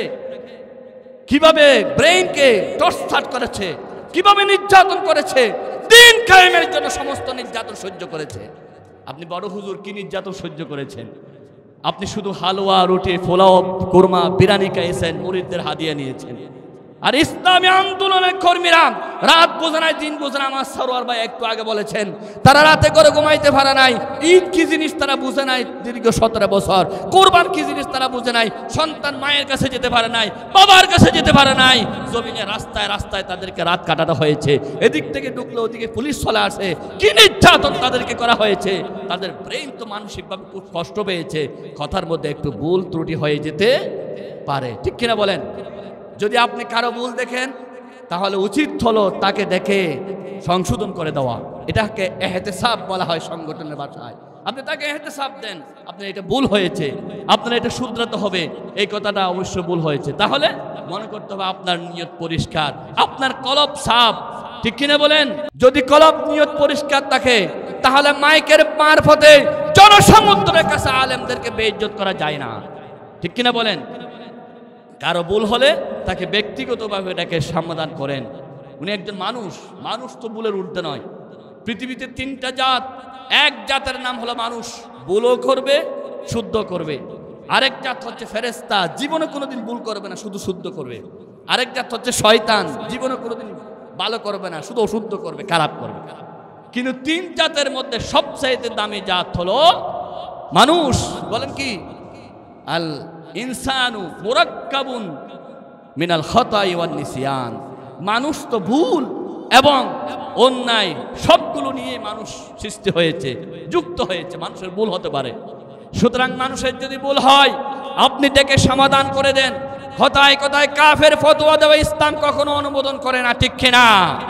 রাসূলুল্লাহ সাল্লাল্লাহু আলাইহি ওয়াসাল্লাম বলেছেন, আল মুমিনু মিরাতুল মুমিন, একজন মুমিন অপরজনের আয়না স্বরূপ। আয়না যেমন ভুল দেখাইয়া দেয় আপনিও ভুল দেখাইয়া দেন। 2 নাম্বার, আল্লাহ রাব্বুল আলামিন বলেছেন সূরাতুল হুজুরাতে, ওয়ালা তাজাসসু, মানুষের পিছু নিও না। যে মানুষের পিছে পিছে লেগে থাকে আল্লাহ তাকে পিছে ঠেলে দেয়। তুমি মিজান আজহারের পিছে পিছে লেগেছিলা, মিজান আজহারিকে আল্লাহ অনেক উপরে তুলে নিয়েছেন, আলহামদুলিল্লাহ। যার পিছনে লেগে থাকে সে পিছনে পড়ে থাকে, আর যার পিছন লাগে সে উপরে উঠে যায়। উপরে তোলার মালিক কে? জোরে বলুন কে? বুখারী শরীফের হাদিস, রাসূলুল্লাহ সাল্লাল্লাহু আলাইহি ওয়াসাল্লাম বলেছেন, ইন্নাল্লাহ তাআলা ইযা হাব্বা আবদান দা জিবরাইল। আল্লাহ যখন কোনো মানুষকে ভালোবাসে জিবরাইলকে ডেকে বলে, জিবরাইল আমি এই জনকে ভালোবাসি, এই লোকটাকে ভালোবাসি, তুমিও ভালোবাসো। ফেরেশতাদেরকে ভালোবাসতে বলো, জমিনে গিয়ে বলো সবাই যাতে ওনাকে ভালোবাসে। এই ভালোবাসা তৈরি হয় কার পক্ষ থেকে? মানুষ যে মিজান আজহারের মতো ব্যক্তিকে, বিশ্ব মুফাসসির আল্লামা সাঈদী সাহেবকে কলিজা দিয়ে ভালোবেসেছেন, এটা হচ্ছে আল্লাহর দান, ঠিক কিনা? কে ভালোবাসতে বলেছেন? আল্লাহ ভালোবাসতে বলেছেন। আল্লাহ যাকে ভালোবাসে তার দিয়ে কোরআনের খেদমত নেওয়ায়, রাসূলের হাদিসের খেদমত নেওয়ায়, একামতে দ্বীনের খেদমত নেওয়ায়। আল্লাহ আমির হামজাকে ভালোবাসছে বলেই আল্লাহ ওনার দিয়ে অনেক খেদমত নিয়েছেন। মাঠে ময়দানে লক্ষ লক্ষ জনতাকে কোরআনের তাফসীর করার জন্য আল্লাহ ওনাকে দ্বীনের জন্য কবুল করেছেন, ঠিক কিনা? এটা কোনো কারো ব্যক্তিগত অবদান নয়, এটা হচ্ছে আল্লাহর রহমত। কার রহমত? সুতরাং আপনারা যে বলেন উনি গাঁজা খেয়েছেন, জোরে বলেন নাউজুবিল্লাহ। আরো বলেছেন এক্সপেক্টেড, কারো গাঁজা এক্সপেক্টেড সারা গাঁজা, আর কেউ বলেছেন এক্সপেক্টেড ওয়ালা গাঁজা, জোরে বলেন নাউজুবিল্লাহ। উনি যদি গাঁজা খেয়ে থাকেন আপনার কথা সত্য হয়, যদি উনি গাঁজা না খায় তাহলে আপনি হলেন মিথ্যাবাদী। লানাতুল্লাহি আলাল কাযিবিন, মিথ্যাবাদীদের উপর আল্লাহর অভিশাপ। একজন আলেমকে গাঁজাখোর বলা জায়েজ না, ঠিক কিনা বলেন? রাসূল করিম সাল্লাল্লাহু আলাইহি ওয়াসাল্লাম বলেছেন, যদি কোনো ব্যক্তির বিরুদ্ধে এমন একটা কথা বলো যেটা শুনলে সে খুব কষ্ট পায়, ইন কানা ফি আখিহি, সেটা যদি তার মধ্যে থাকে তাহলে সেটা হলো গীবত। ওয়াইন লাম তাকুন ফি আখিহি, সেটা যদি তোমার ভাইয়ের মধ্যে না থাকে তাহলে মিথ্যা অপবাদ। সে যদি গাঁজা খায় এটা গীবত হবে, সে যদি গাঁজা না খায় তাহলে এটা কি হবে? মিথ্যা অপবাদ হবে। কি বলেন? আল্লাহ রাসূল বলেছেন, ইজতানিবুস সাবাল মুবিকাত, 7টি মারাত্মক গুনাহ থেকে তোমরা বেঁচে থাকো। এক নাম্বার হলো আশিরকু বিল্লাহ, আল্লাহর সাথে শিরিক করা। এর মধ্যে আরেকটা হচ্ছে ওয়ালা তাআতু বিবুহতান, কোন মানুষের ব্যাপারে মিথ্যা অভিযোগ দিও না, মিথ্যা অপবাদ দিও না। মানুষ যখন মিথ্যা অপবাদ দেয় আল্লাহর আরশ আজিম পর্যন্ত প্রকম্পিত হয়ে যায়, ঠিক কিনা বলুন? সুতরাং আমরা বাঁশখালীর ময়দান থেকে লাখো জনতার মধ্য দিয়ে জানিয়ে দিতে চাই, এখন আলেমদের মধ্যে ফাটল সৃষ্টি করার সময় নাই, এখন আলেমদের ঐক্য হওয়ার সময়। একজনের বিরুদ্ধে অপরজন খাদা ছুটাছুটি করার সময় এখন শেষ হয়ে গেছে, ঠিক কিনা? কার টুপি লম্বা, কার টুপি গোল, কার টুপি পাঁচকুল্লি, কার টুপি কাপড়ের, কার টুপি সবুজ, কার টুপি কি রকম, এই ভেদাভেদ করার সময় এখন চলে গেছে। এখন কিভাবে অন্তরের সাথে অন্তর মিলিয়ে একজন অপরজনকে কলিজা দিয়ে মহাব্বত করে বাংলার জমিনকে ইসলামের জমিনে পরিণত করে, এখন এটাই সময় এসেছে, ঠিক কিনা বলেন? সুতরাং বড় হুজুর আপনাকে অনুরোধ জানাই, অন্তর থেকে হিংসা ছাড়ুন, আলেমদের মধ্যে একতলাপ ছাড়ুন, মতানৈক্য ছাড়ুন, ইত্তেফাক করার জন্য, ঐক্যবদ্ধ করার জন্য সবাই ঐক্যবদ্ধ হয়ে যান। এখন বাংলার জনগণ এগুলো আর খায় না, ঠিক কিনা? বাংলার জনগণ চায় সব আলেমরা এক প্ল্যাটফর্মে আসুক, ইসলাম কায়েম হয়ে যাক। আগামী দিনের সূর্য, ইসলামের সূর্য, আগামী দিনের সূর্য, আল কোরআনের সূর্য, আগামী দিনের সূর্য, ইসলামের সূর্য হোক। কারা কারা চান হাত আল্লাহকে দেখান। লিল্লাহি তাকবীর। আল কোরআনের আলো আল্লাহ যেন আমাদের জমিনকে কোরআনের জন্য কবুল করেন, জোরে বলে আমিন। সাথে আমার ভাইয়েরা, সাথে আমাদেরকে আরেকটা কথা বলতে হয়, সেই কথাটা হচ্ছে আমরা বড় হুজুরের মুখ থেকে আরেকটা কথা শুনেছি, সেটা বলে বাংলাদেশ জামাত ইসলামী 80 বছরে নাকি বাংলাদেশে কোনো কাজ করতে পারে নাই। জোরে বলো নাউজুবিল্লাহ। 80 বছরে কোনো কাজ করতে পারে নাই। বলে 80 বছর তোমরা কি করেছো? আপনি তো দেখেন নাই, চোখ অন্ধ হলে তো ভালো জিনিসগুলো দেখবে না। ক্ষমতায় যাওয়া আমাদের মূল উদ্দেশ্য নয়, আমাদের মূল উদ্দেশ্য হচ্ছে রাসূল করিম সাল্লাল্লাহু আলাইহি ওয়াসাল্লামের বিধান অনুযায়ী, আল্লাহর বিধান অনুযায়ী এই জমিন থেকে তাগুত, কুফর, শিরককে বিদায় করে দেওয়া, ঠিক কিনা? যেটা বিশ্ব মুফাসসির আল্লামা সাঈদী সাহেব সংসদ ভবনে গিয়ে প্রথমে শিরকের বিরুদ্ধে কথা বলেছেন, ঠিক কিনা? তিনি বলেছেন, মাননীয় স্পিকার, সংসদ ভবনে মাথা নিচু করে এমপিরা রাষ্ট্রপতির সামনে চলবে, এটা আমি সহ্য করতে পারি না। শিরকের বিরুদ্ধে কথা বলেছেন, এটা হচ্ছে বাংলাদেশ জামাত ইসলামের এমপির অবদান। তুমি দেখো না 80 বছরে কি করেছে, 80 বছরে কি করেছে, এগুলো বলতে 80 ঘন্টা সময় লাগবে। আমার সময় তো 80 মিনিটও নাই, আমি বলতে পারবো না। এরপরও কয়েকটা না বললে হবে না। আল্লাহর জমিনে আল্লাহর দিন কায়েম করার জন্য বাংলাদেশ জামাত ইসলামী এমন এমন পদক্ষেপ নিয়েছেন। 1 নম্বর পদক্ষেপ হচ্ছে আল্লাহ পছন্দ করে শহীদের রক্ত। বাংলাদেশ জামাত ইসলামী ছাত্র শিবির শত শত ভাই জীবন দিয়ে শহীদ হয়ে এই জমিনকে রক্তে রঞ্জিত করেছেন, লাল লাল করেছেন, ঠিক কিনা? আপনারা এখন মাহফিল করতেছেন, কোরআনের কথা বলতেছেন, শহীদদের রক্তের বিনিময়ে। এই জমিনে যদি শহীদরা রক্ত না দিত, আলেম ওলামারা কথা বলার সাহস পেত না, ঠিক কিনা? এই জমিনটা বাম রাজ্যে পরিণত হয়ে যেত, ঠিক কিনা বলেন? 2 নাম্বার, বাংলাদেশ জামাত ইসলামে 80 বছরে আল্লামা দেলোয়ার হোসেন সাঈদীর মতো বিশ্ববিখ্যাত মুফাসসির উপহার দিয়েছেন, ঠিক কিনা বলেন? বিশ্ববিখ্যাত মুফাসসির আল্লামা সাঈদীর কথা বলে 1 ঘন্টা শেষ হবে? 1 ঘন্টা শেষ হবে না। তিনি কত প্রিয় আল্লাহর বান্দা, তার ফাঁসির রায়ের দিন শত শত ভাই শহীদ হয়েছে। পৃথিবীতে এমন কোনো ব্যক্তি না যার ফাঁসির রায়ের দিন এত ভাই শহীদ হয়। তিনি কেমন আল্লাহর ব্যক্তি, আল্লাহর প্রিয় বান্দা। তিনি দুনিয়া থেকে চলে যাচ্ছে পূর্ণাঙ্গ রসুলের সুন্নাত পালন করে। রসুলের জীবনের শেষ কথা ছিল আসসালাত আসসালাত। আল্লামা সাঈদী রসুলের নাইবে ওয়ারিস বলে, নবীর ওয়ারিস বলে, জীবনের শেষ কথা বলেছেন, পুলিশ ভাইরা তোমরা কি নামাজ পড়েছো? আল্লাহু আকবার বলেন। আল্লামা সাঈদীর জীবনের শেষ হাসি, যে হাসি দিয়ে বিশ্ব মানুষকে জান্নাতের সুগ্রাণ দিয়ে গেছেন, মনে হচ্ছে এখনো কি একটা হাসি। বিশ্ব কবি সম্রাট আল্লামা ইকবাল বলেন, ইমানদারের নিশানাতি বলতেছি ভাই তুদের তরে, মৃত্যুকালে হাস্য মুখে মরণকে যে বরণ করে। মৃত্যু মুখে যিনি হাসে তিনি হচ্ছে জান্নাতি মানুষ। সুবহানাল্লাহ বলেন। আল্লামা সাঈদী সাহেবের কয়টা কথা বলবো। পৃথিবীর সমস্ত ফাঁসির আসামিরা ফাঁসির মঞ্চে যাওয়ার 1 ঘন্টা আগে আত্মীয় স্বজনের সাথে কথা বলতে পারে, বিদায় নিতে পারে। ব্যতিক্রম ধর্মী ফাঁসির মঞ্চে গেছেন আল্লামা সাঈদী, তিনিও জানেন না ফাঁসির মঞ্চে নিয়ে যাচ্ছে, আত্মীয় স্বজনের সাথে দেখা করতে দেয় নাই। কারাগার গিয়ে বলতেছে তুমি অসুস্থ, হাসপাতালে নিয়ে যাওয়া হবে। তিনি বলেন আমি অসুস্থ, আমি জানি না। বল তুমি হার্ট অ্যাটাক করেছো, তোমাকে হাসপাতালে নিয়ে যেতে হবে। তিনি বলছেন আমি হার্ট অ্যাটাক করেছি, আমি জানি না। বলে আমার আত্মীয় স্বজনের সাথে দেখা করতে দাও না, তাও দেওয়া যাবে না। শেষ পর্যন্ত হাসপাতালে ঢুকে ইনজেকশন মেরে জমিন থেকে বিদায় করে দিল। আল্লামা সাঈদীকে যখন ইনজেকশন মারা হচ্ছে, একটা নার্সের মেয়ে চিৎকার করেছিল ওনাকে এখন শহীদ করা হচ্ছে। আমার ভাইরা, পৃথিবীর ইতিহাসের অন্যতম শহীদ আল্লামা সাঈদী সাহেব 13 বছর জেলখানা থেকে যাওয়ার দিনে একজনের সাথে দেখা করতে দেয় নাই। শেষ পর্যন্ত ঢাকার মাঠে জানাজা পর্যন্ত পড়তে দেয় নাই। যদি জানাজা আর পড়তে দিত তাহলে বাংলাদেশে কয়েক কোটি মানুষ জানাজায় উপস্থিত হতো, ঠিক কিনা? তুমি দেখো না আল্লামা সাঈদীর ইতিহাস, এগুলো বাংলাদেশ জামাত ইসলামের প্রোডাক্ট। আলহামদুলিল্লাহ বলেন।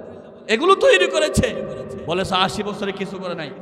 80 বছরে এমন শহীদ তৈরি করেছেন, শহীদ আব্দুল কাদের মোল্লা, শহীদ কামরুজ্জামান, যারা হেসে হেসে ফাঁসির মঞ্চ থেকে বরণ করে নিয়েছে। এরকম বীর পুরুষ উপহার দিয়েছেন, বলুন আল্লাহু আকবার। ফাঁসির কথা শুনলে একজনও থাকতে পারে না, কিন্তু আমাদের মুরব্বী শহীদরা ফাঁসির মঞ্চে চলে যাবে হাসতে হাসতে। একজনে বলতেছে 12টায় ফাঁসি হবে, 9টায় ঘুমাচ্ছে। দারোয়ানকে বলতেছে আমাকে 11টায় তুলে দিও, আমি ফাঁসির মঞ্চে চলে যাব হেসে হেসে। আল্লাহু আকবার। 80 বছরে স্বৈরাচারের বিরুদ্ধে সারাক্ষণ আন্দোলন করেছে। 80 বছরে বাংলাদেশের স্বাধীনতা রক্ষা করার জন্য জীবন দিয়েছে জামাত ইসলামে, ঠিক কিনা বলেন? 80 বছরে ইসলামী ব্যাংক প্রতিষ্ঠা করেছেন, হালালভাবে ব্যাংকিং জগতে মানুষ যাতে হালালভাবে করতে পারে। বাংলাদেশ জামাত ইসলামী ইসলামী বিশ্ববিদ্যালয়ের মতো শ্রেষ্ঠ বিশ্ববিদ্যালয় জাতিকে উপহার দিয়েছেন। এরপরে সুদ মদ জুয়া বিরোধী আইন দিয়েছেন আল্লামা সাঈদী সাহেব সংসদ ভবনে। আল্লামা সাঈদী সাহেব তো বলতেন যদি প্রয়োজন হয় 100 বছর অপেক্ষা করতে হয়, 100 বছর অপেক্ষা করেও আমরা সংসদে যাব, এরপরও আমরা অন্যায়ভাবে জুলুম করে আমরা ক্ষমতায় যেতে চাই না। আল্লাহু আকবার।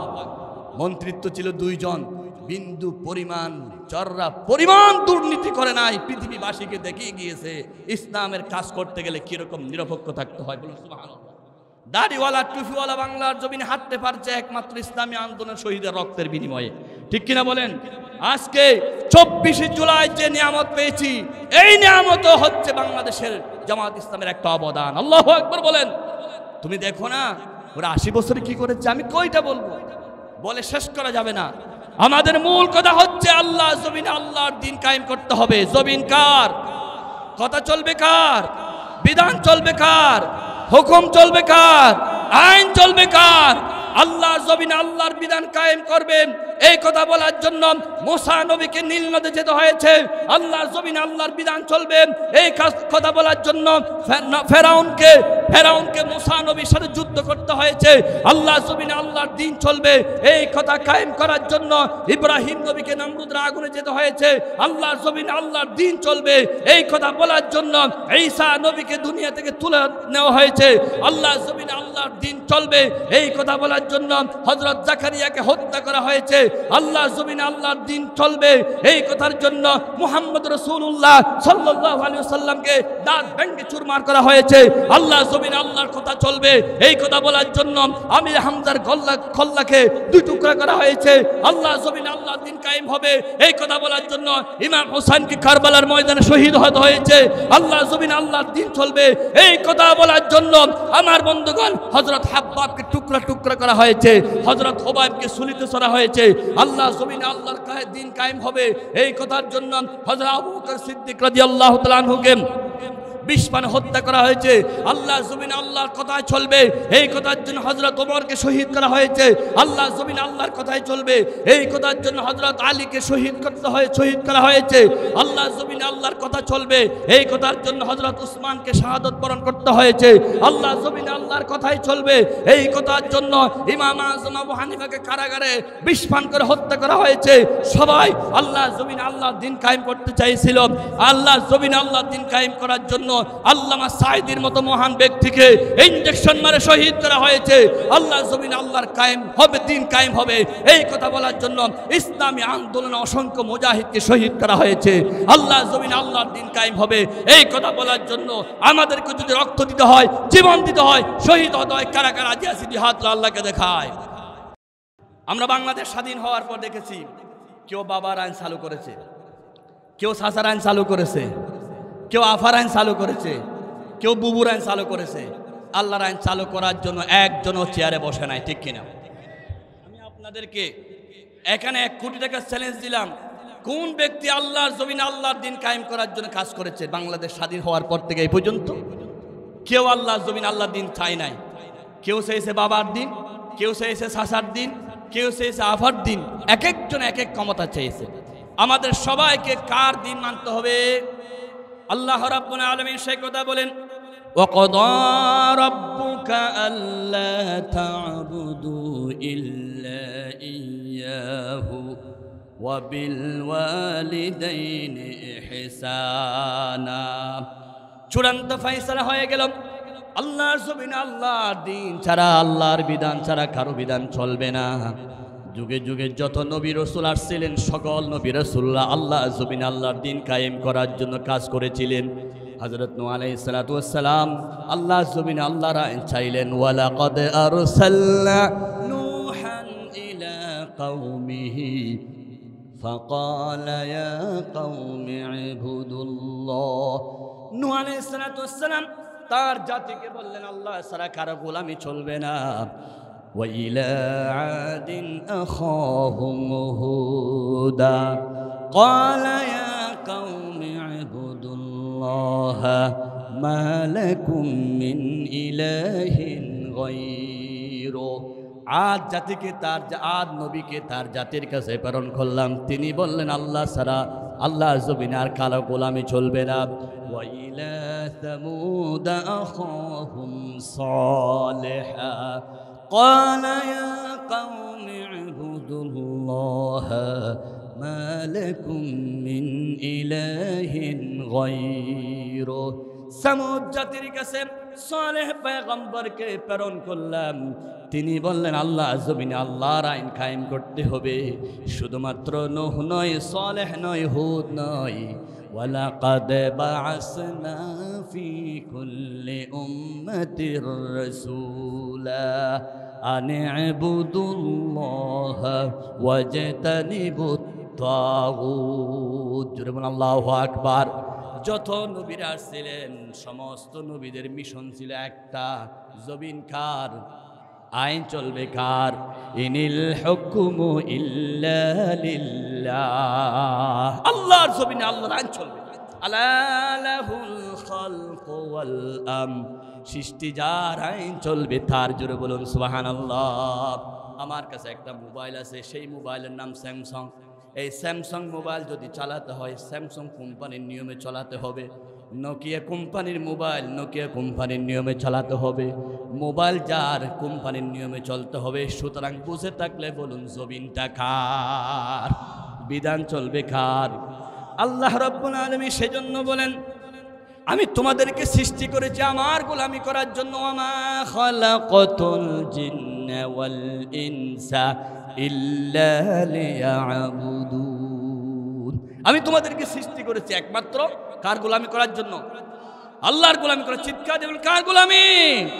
আল্লাহ রাব্বুল আলামিন আরো বলেন আইয়ুহান নাসু উবুদু রাব্বাকুমুল্লাযী খালাকাকুম ওয়াল্লাযীনা মিন ক্বাবলিকুম। যে কোম্পানির জিনিস সেই কোম্পানির নিয়মে চলাতে হবে। আমি হলাম তোমাদের কোম্পানি। আল্লাহ বলেন ইয়া আইয়ুহান নাস উবুদু রাব্বাকুম, আমি তোমাদেরকে সৃষ্টি করেছি, তোমাদের আমার গোলামি করো। যিনি সৃষ্টি করেন, যিনি রিজিক দেন, তার গোলামি করা দরকার আছে কি নাই? আল্লাহ রাব্বুল আলামিন বলেন ওয়া মা লিয়া লা আ'বুদুল্লাযী ফাতারানি ওয়া ইলাইহি তুরজাউন। কেন তোমরা আমার গোলামি করবে না? আমি তো তোমাদেরকে সৃষ্টি করেছি, আবার তো আমার কাছে আসতে হবে। কার কাছে যেতে হবে? কার কাছে যেতে হবে? সুতরাং আল্লাহর গোলামি করার জন্য আল্লাহ বলেন ওয়া আ'বুদুনি হাযা সিরাতুম মুস্তাকিম। আমার গোলামি করো, জমিনে আমার আইন কায়েম করো, এটাই হচ্ছে জান্নাতে যাওয়ার সহজ পথ। আমরা জান্নাতে যেতে চাই কিনা? এই সোনোবাসীরা আপনারা যদি এখান থেকে টৈটং যেতে চান, রাজাকালের রাস্তা দিয়ে যেতে হবে না। অনুরূপভাবে যদি এখান থেকে জান্নাতে যেতে চান, আল্লাহর আইন জমিনে কায়েম করে আপনাদেরকে জান্নাতে যেতে হবে, ঠিক কিনা? আল্লাহ রাব্বুল আলামিন বলেন আল্লাহর আইন শুধুমাত্র এক জায়গায় কায়েম করলে হবে না, শুধুমাত্র মাহফিলে করলে হবে না, মসজিদে করলে হবে না। আল্লাহ রাব্বুল আলামিন বলেন ওয়া'বুদ রাব্বাকা হাত্তা ইয়াতিয়াকাল ইয়াকিন। আল্লাহর আইন কায়েম করবা তোমরা প্রত্যেকটা বিষয়ে, জীবন থেকে মৃত্যু পর্যন্ত, রান্নাঘর থেকে সংসদ পর্যন্ত প্রত্যেক জায়গায় কার আইন চলবে? সুতরাং আল্লাহর আইন কি চলে সব জায়গায়? চলে না। এখন আমাদেরকে ঐক্যবদ্ধ হতে হবে। বাংলার জমিনে 55 বছর আল্লাহর আইন চালু হয় নাই, কেউ আল্লাহর আইন চালু করে নাই। সুতরাং অনেক কিছু আমরা দেখেছি, সব দেখা শেষ। এবার আল কোরআনের বাংলাদেশ, ঠিক কিনা? আল্লাহর আইন চাই কি চাই না? সৎ লোকের শাসন চায় কি চাই না? আল্লাহর আইন চাইলে সৎ লোকের শাসন লাগবে। মেম্বার সৎ হতে হবে, চেয়ারম্যান সৎ হতে হবে, এমপি সৎ হতে হবে, মন্ত্রী সৎ হতে হবে। প্রত্যেকটা মানুষ সৎ হলেই আল্লাহর আইন চালু করা যাবে, ঠিক কিনা? না হয় উপর থেকে বাজেট আসবে, মেম্বার চুরি করবে, চেয়ারম্যান চুরি করবে, এমপি কে ফেলবে, শেষ পর্যন্ত গ্রামের কৃষকরা কিছু পাবে না, বাঘ বসাতে বসাতে সব শেষ, ঠিক কিনা? বঙ্গবন্ধু শেখ মুজিবুর রহমানের কাছে একজন গ্রামের লোক কৃষক খেজুর রসের পিঠা বানাইয়ে নিয়ে গেছেন। খেজুর রসের পিঠা বানাইয়া নিয়ে গেছেন নেতার জন্য। দারোয়ান ঢুকতে দিচ্ছে না। দারোয়ান বলতেছে আমাকে দাও। দারোয়ানকে দিল। নেতাকে দেওয়ার পরে নেতা একটা 20 টাকার নোট দিল। 20 টাকা দারোয়ান কি করলো? 10 টাকা ওই কৃষককে দিল, 10 টাকা পকেটে নিল। লোকটি বলতেছে আমি টাকার জন্য আসি নাই, নেতার সাথে দেখা করতে আসছি। এবার দারোয়ানে ঢুকতে দিচ্ছে না। দারোয়ান যখন পেশাব করতে গেছে, উনি ফট করে ঢুকে গেছে। নেতাকে সালাম দিল, নেতা তোমার টাকা তুমি নাও, আমি টাকার জন্য আসি নাই। নেতা বলতেছে আমি দিলাম 20 টাকা। দ্বিতীয় তলা থেকে নিচ তলায় আস্তে আস্তে সেটা হয়ে গেল 10 টাকা। এই 20 টাকা যদি গ্রামে গঞ্জে কক্সবাজার যায় তাহলে 1 টাকাও তো থাকবে না, বাক করতে করতে সব চলে যাবে। তখন তিনি বলেছিলেন কেউ পায় সোনার খনি রূপার খনি, আমি পেয়েছি চোরের খনি, ঠিক কিনা? বাংলাদেশ স্বাধীন হওয়ার পর থেকে এই পর্যন্ত যা ছিল চোরের খনি, ডাকাতের খনি ছাড়া আর কিছু ছিল না, ঠিক কিনা? সব জায়গায় চুরি ডাকাতি সন্ত্রাস হয়েছে। যখন নাকি তত্ত্বাবধায়ক সরকার হলো, এক একটা চুরির বহর যখন দেখাতো মানুষ আশ্চর্য হয়ে গেল কিরকম মন্ত্রীরা চুরি করে। সেদিন রাষ্ট্রপতির বাসায় নাকি কত কত কোটি টাকা হয়েছে, নোট টাকা, ক্যাশ টাকা বর্তমান রাষ্ট্রপতির বাসায়। এবার চিন্তা করেন চুর কোথায় আছে? সর্বোচ্চ পদের অধিকারী সর্বোচ্চ চোরের পরিণত হয়েছে। জোরে বলো নাউজুবিল্লাহি মিন যালিক। আমার ভাইরা, চোরের দেশ দেখেছি, ডাকাতের দেখেছি, এখনো পর্যন্ত সোনার মদিনা দেখি নাই, ঠিক কিনা? আমরা যদি বাংলার জমিনকে সোনার মদিনায় পরিণত করতে চাই, একমাত্র সম্ভব আল্লাহর আইন, সৎ লোকের শাসন, ঠিক কিনা? এটা কায়েম করা ছাড়া এই জমিনে সোনার মদিনার দৃশ্য দেখা সম্ভব নয়, ঠিক কিনা? সবাই বলুন সব দেখা শেষ। বলুন আল কোরআনের বাংলাদেশ। রাজি আছেন তো ইনশাআল্লাহ? সেটাই আল্লাহ রাব্বুল আলামিন বলেন وقضى ربك ألا تعبدوا إلا إياه وبالوالدين إحسانا। সৎ লোকের দৃষ্টান্ত দিয়ে কয়েকটা আল্লাহ রাব্বুল আলামিনের হুকুম যারা মানে তারা যখন দেশের এমপি হয়, মন্ত্রী হয়, কেমন সৎ হয়ে যায়। হযরত ওমর রাদিয়াল্লাহু তাআলা আনহু প্রেসিডেন্ট থাকা অবস্থায় কিছু লোক ওমরের সাথে দেখা করতে গেলেন। ওমর রাদিয়াল্লাহু তাআলা আনহু বলেন, তোমরা কি কাজে আসছো? বলে, আমাদের নিজস্ব কাজে। ওমর রাদিয়াল্লাহু তাআলা আনহু আস্তে করে হাতে বাতিটি নিভাইয়া দিলেন। লোকেরা বলতেছে, আমরা আসলাম, রাতের গভীরে বাতি নিভাই দিয়েছেন কেন? আরেকটা বাতি বের করে ওমর ধরালেন। ওমর এবার বলতেছে, তোমরা যদি রাষ্ট্রীয় কথা বলো, রাষ্ট্রের বাতি ব্যবহার করব। তোমরা যদি আমার সাথে ব্যক্তিগত কথা বলো, রাষ্ট্রের বাতি নিভাইয়া দিয়ে আমি ব্যক্তিগত বাতি জ্বালাই। এমন যদি হতো আমার দেশের শাসক হতো আবু বকরের মতো, হতো ওমরের মতো, ঠিক কিনা? সেই দেশ আপনারা দেখতে চান কি চান না? যারা রাষ্ট্রীয় কথা বলা অবস্থায় ব্যক্তিগত কথা বলতে বাতি নিভাইয়া দেয়। আল্লাহু আকবার! কেমন আমানতদার, কেমন আমানতদার ছিলেন ওমর রাদিয়াল্লাহু তাআলা আনহুর মতো লোক। অথচ বাংলাদেশ স্বাধীন হয়েছে, প্রথম শুনলাম সোনার বাংলা।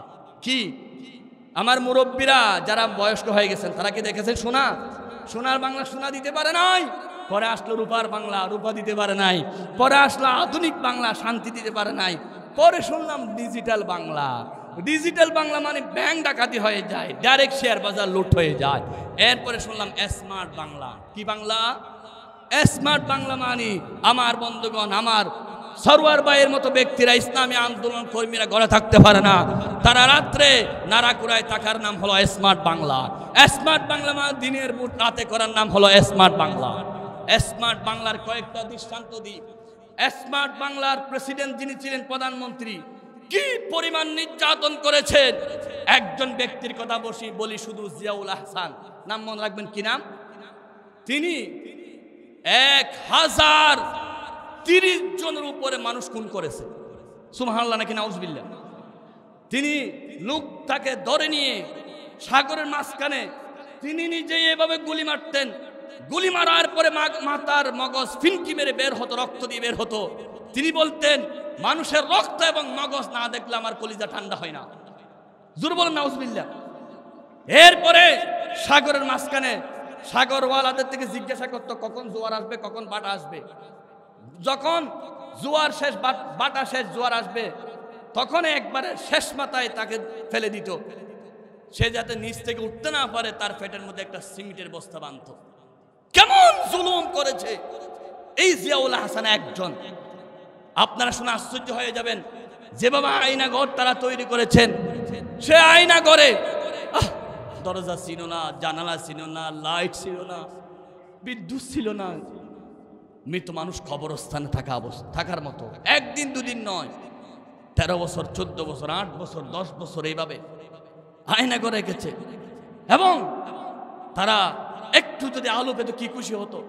এমন দৃশ্য আমি শুনেছি, আয়না করে মানুষকে মেরে হত্যা করে ওই মানুষের শরীরের উপর ওই আয়নাগরের কয়েদিদেরকে হাঁটানো হতো। তুমি যদি আমাদের কথা না মানো, তোমাকে এইভাবে হত্যা করা হবে। কিরকম নির্যাতন এই জালেম সরকার করেছে। ফেরাউন করতে পারে নাই, নমরুদ করতে পারে নাই, হামান করতে পারে নাই, সাদ্দাত করতে পারে নাই, আবু জেহেল করতে পারে নাই, আবু লাহাব করতে পারে নাই। পৃথিবীর ইতিহাসে কোন জালেম এই হাসিনা জালেমের মতো অত্যাচার করতে পারে নাই, ঠিক কিনা বলেন? পৃথিবীর ইতিহাসে জুলুম, ইতিহাসে শ্রেষ্ঠ জুলুম হয়ে যাবে এই জালেম। এটার নাম হলো স্মার্ট বাংলা। এটার নাম কি? এটার নাম স্মার্ট বাংলা। স্মার্ট বাংলা মানে জুলুমের বাংলা। স্মার্ট বাংলা মানে হত্যার বাংলা। স্মার্ট বাংলা মানে চোরের বাংলা। স্মার্ট বাংলা মানে মানুষকে খুন করার বাংলা। স্মার্ট বাংলা মানে আলেম ওলামাকে জেলখানা দেওয়ার বাংলা। স্মার্ট বাংলা মানে দাড়িওয়ালা টুপিওয়ালাকে নির্যাতন করার বাংলা। স্মার্ট বাংলা মানে হক কথা বলনেওয়ালার উপর রিমান্ড দেওয়ার বাংলা। ভাইরা, শরীয়তুল্লাহ জিহাদি এই কথাগুলো এখন বলতেছি না, 17 বছর জালেম থাকা অবস্থায় হক কথা বলে গিয়েছি। একদিনের জন্য হক কথা বন্ধ করি না, ঠিক কিনা? মামলা হয়েছে, নির্যাতিত হয়েছি, আমাকে তো নিয়ে মেরে ফেলেছে, ওরা মনে করছে মারা গেছে, এরপরে ফেলে দিয়েছে। এরকম নির্যাতন আমরা সহ্য করেছি, এরপরে হক কথা ছাড়ি নাই। তোমরা আজকে বলো 80 বছরে ইসলামী আন্দোলন কিছু করতে পারে নাই, আমির হামজারকে কাফের বানাও, গাজাখুর বানাও, এরকম করে করে আলেমদের বিরুদ্ধে কথা বলো।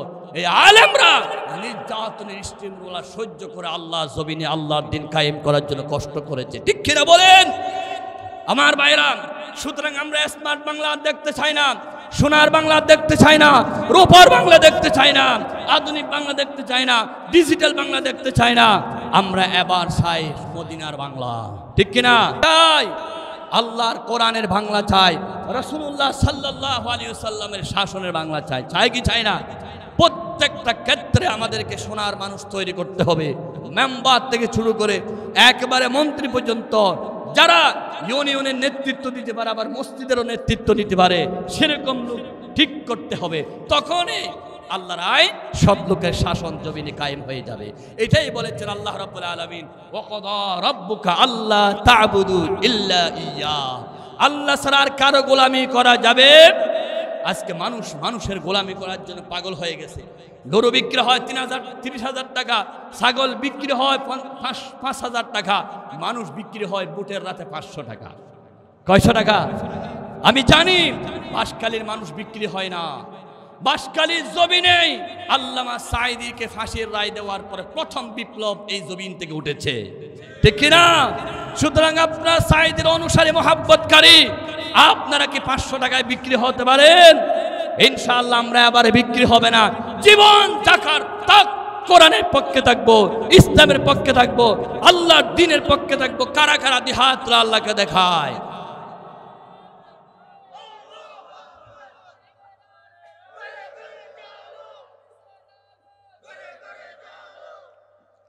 আমার বন্ধুরা, ওয়াকাদা রাব্বুকা আল্লা তা'বুদু ইল্লা ইয়্যা। আলোচনার মূল কি ছিল? জমিন যার আইন চলবে, জমিন যার শাসন চলবে, তার হুকুম চলতে হবে। আজকে দেখেন যে জাহাঙ্গীরনগর বিশ্ববিদ্যালয়ে জানার আড্ডাখানা ছিল, একটা ছেলে 100 মহিলার সাথে জানা করে বন্ধুদেরকে মিষ্টি খাওয়াইছে। আমি জানা করেছি 100 মেয়ের সাথে, সেঞ্চুরি বলা হয়। সুবহানাল্লাহ কি নাউজুবিল্লাহ! কেমন খারাপ চরিত্র ছিল। 100 মেয়ের সাথে জানা করে সবাইকে বন্ধুদেরকে মিষ্টি খাওয়াচ্ছে। সোনার ছেলে হিসাবে সরকার তাকে ঘোষণা পুরস্কার দিয়েছে। তুমি এই কাজ কেমনে করতে পেরেছো? আল্লাহর আইন যদি জমিনে থাকতো তাকে ফাঁসি দেওয়া হতো, মাথা উড়াইয়ে দেওয়া হতো, ঠিক কিনা? আল্লাহর আইন জমিনে নাই বলে আমাদের 100 বোনকে সে নষ্ট করে দিয়েছে। আজকে সেই জাহাঙ্গীরনগর বিশ্ববিদ্যালয় ইসলামী আন্দোলন বা এরা বিজয় হয়ে গেছে আলহামদুলিল্লাহ। ঢাকা বিশ্ববিদ্যালয় প্রাচ্যের অক্সফোর্ড যেটাকে বলা হয়, পৃথিবীর ইতিহাসে অন্যতম বিশ্ববিদ্যালয়। যে বিশ্ববিদ্যালয়ে আজান দেওয়া যেত না, আজান দেওয়া অপরাধ ছিল, নামাজ পড়া যেত না, সেরকম বিশ্ববিদ্যালয়ে আস্তে ইসলামী আন্দোলনের সিপাহ সালার মুজাহিদরা বিজয় হয়ে যাচ্ছে। কারণ ছাত্ররা বুঝতেছে আমরা যদি নিরাপত্তা চাই তাহলে ইসলামী আন্দোলনের কর্মীদের হাতে ক্ষমতা তুলে দিতে হবে, ঠিক কিনা? ছাত্রীরা বুঝতেছে, চাকমা বুঝতেছে, হিন্দুরা বুঝতেছে, সবাই বুঝতেছে নিরাপত্তা দিতে পারে একমাত্র যারা রাসূল মানে, কোরআন মানে, হাদিস মানে। সুতরাং ঢাকা বিশ্ববিদ্যালয়ের লোকেরা যদি বুঝে, ছাত্ররা যদি বুঝে, জাহাঙ্গীরনগর বিশ্ববিদ্যালয়ের ছাত্ররা যদি বুঝে, আমরা কি বুঝবো না? আমরা বাংলাদেশের সকল মানুষকে মনে রাখতে হবে, বাংলাদেশকে যদি নিরাপত্তার দেশ বানাতে চাই, চোরের কাছে আর দেশ দেওয়া যাবে না, ডাকাতের হাতে দেশ তুলে দেওয়া যাবে না, যারা শরীয়ত আইন মানে না তাদের হাতে দেশ তুলে দেওয়া যাবে না। কারণ তারা শরীয়ত আইন মানে না, তারা তো দেশে শান্তি কায়েম করতে পারবেই না, ঠিক কিনা বলেন? যারা শরীয়ত আইন মানে তাদের হাতে আমাদেরকে দেশ তুলে দিতে হবে, ঠিক কিনা বলেন? আমার বন্ধুগণ, আল্লাহর কসম, আল্লাহকে সাক্ষী রেখে বলতেছি, কাউকে খুশি করার জন্য কথা বলতেছি না, কথা বলতেছি একমাত্র আল্লাহকে খুশি করার জন্য। আল্লামা সাঈদী সাহেবের বড় স্বপ্ন ছিল দুইটা। একটা হলো জমিন থেকে শাহাদতের মৃত্যু, কারণ শাহাদতের মৃত্যু হলে কবরে হাসরে কোনো হিসাব হয় না, আল্লাহ সেটা ওনাকে দিয়েছেন। দ্বিতীয়টা ছিল বাংলার জমিনে আল্লাহর কোরআনের রাজ কায়েম হওয়ার জন্য। এই স্বপ্ন উনি দেখে যেতে পারে নাই। আমরা সবাই ওনাকে মহাব্বত করি কিনা? ওনাকে মহাব্বত করতে হলে ওনার স্বপ্ন পূরণ করার জন্য আমাদেরকে ইসলামী আন্দোলনের দিকে এগিয়ে আসতে হবে।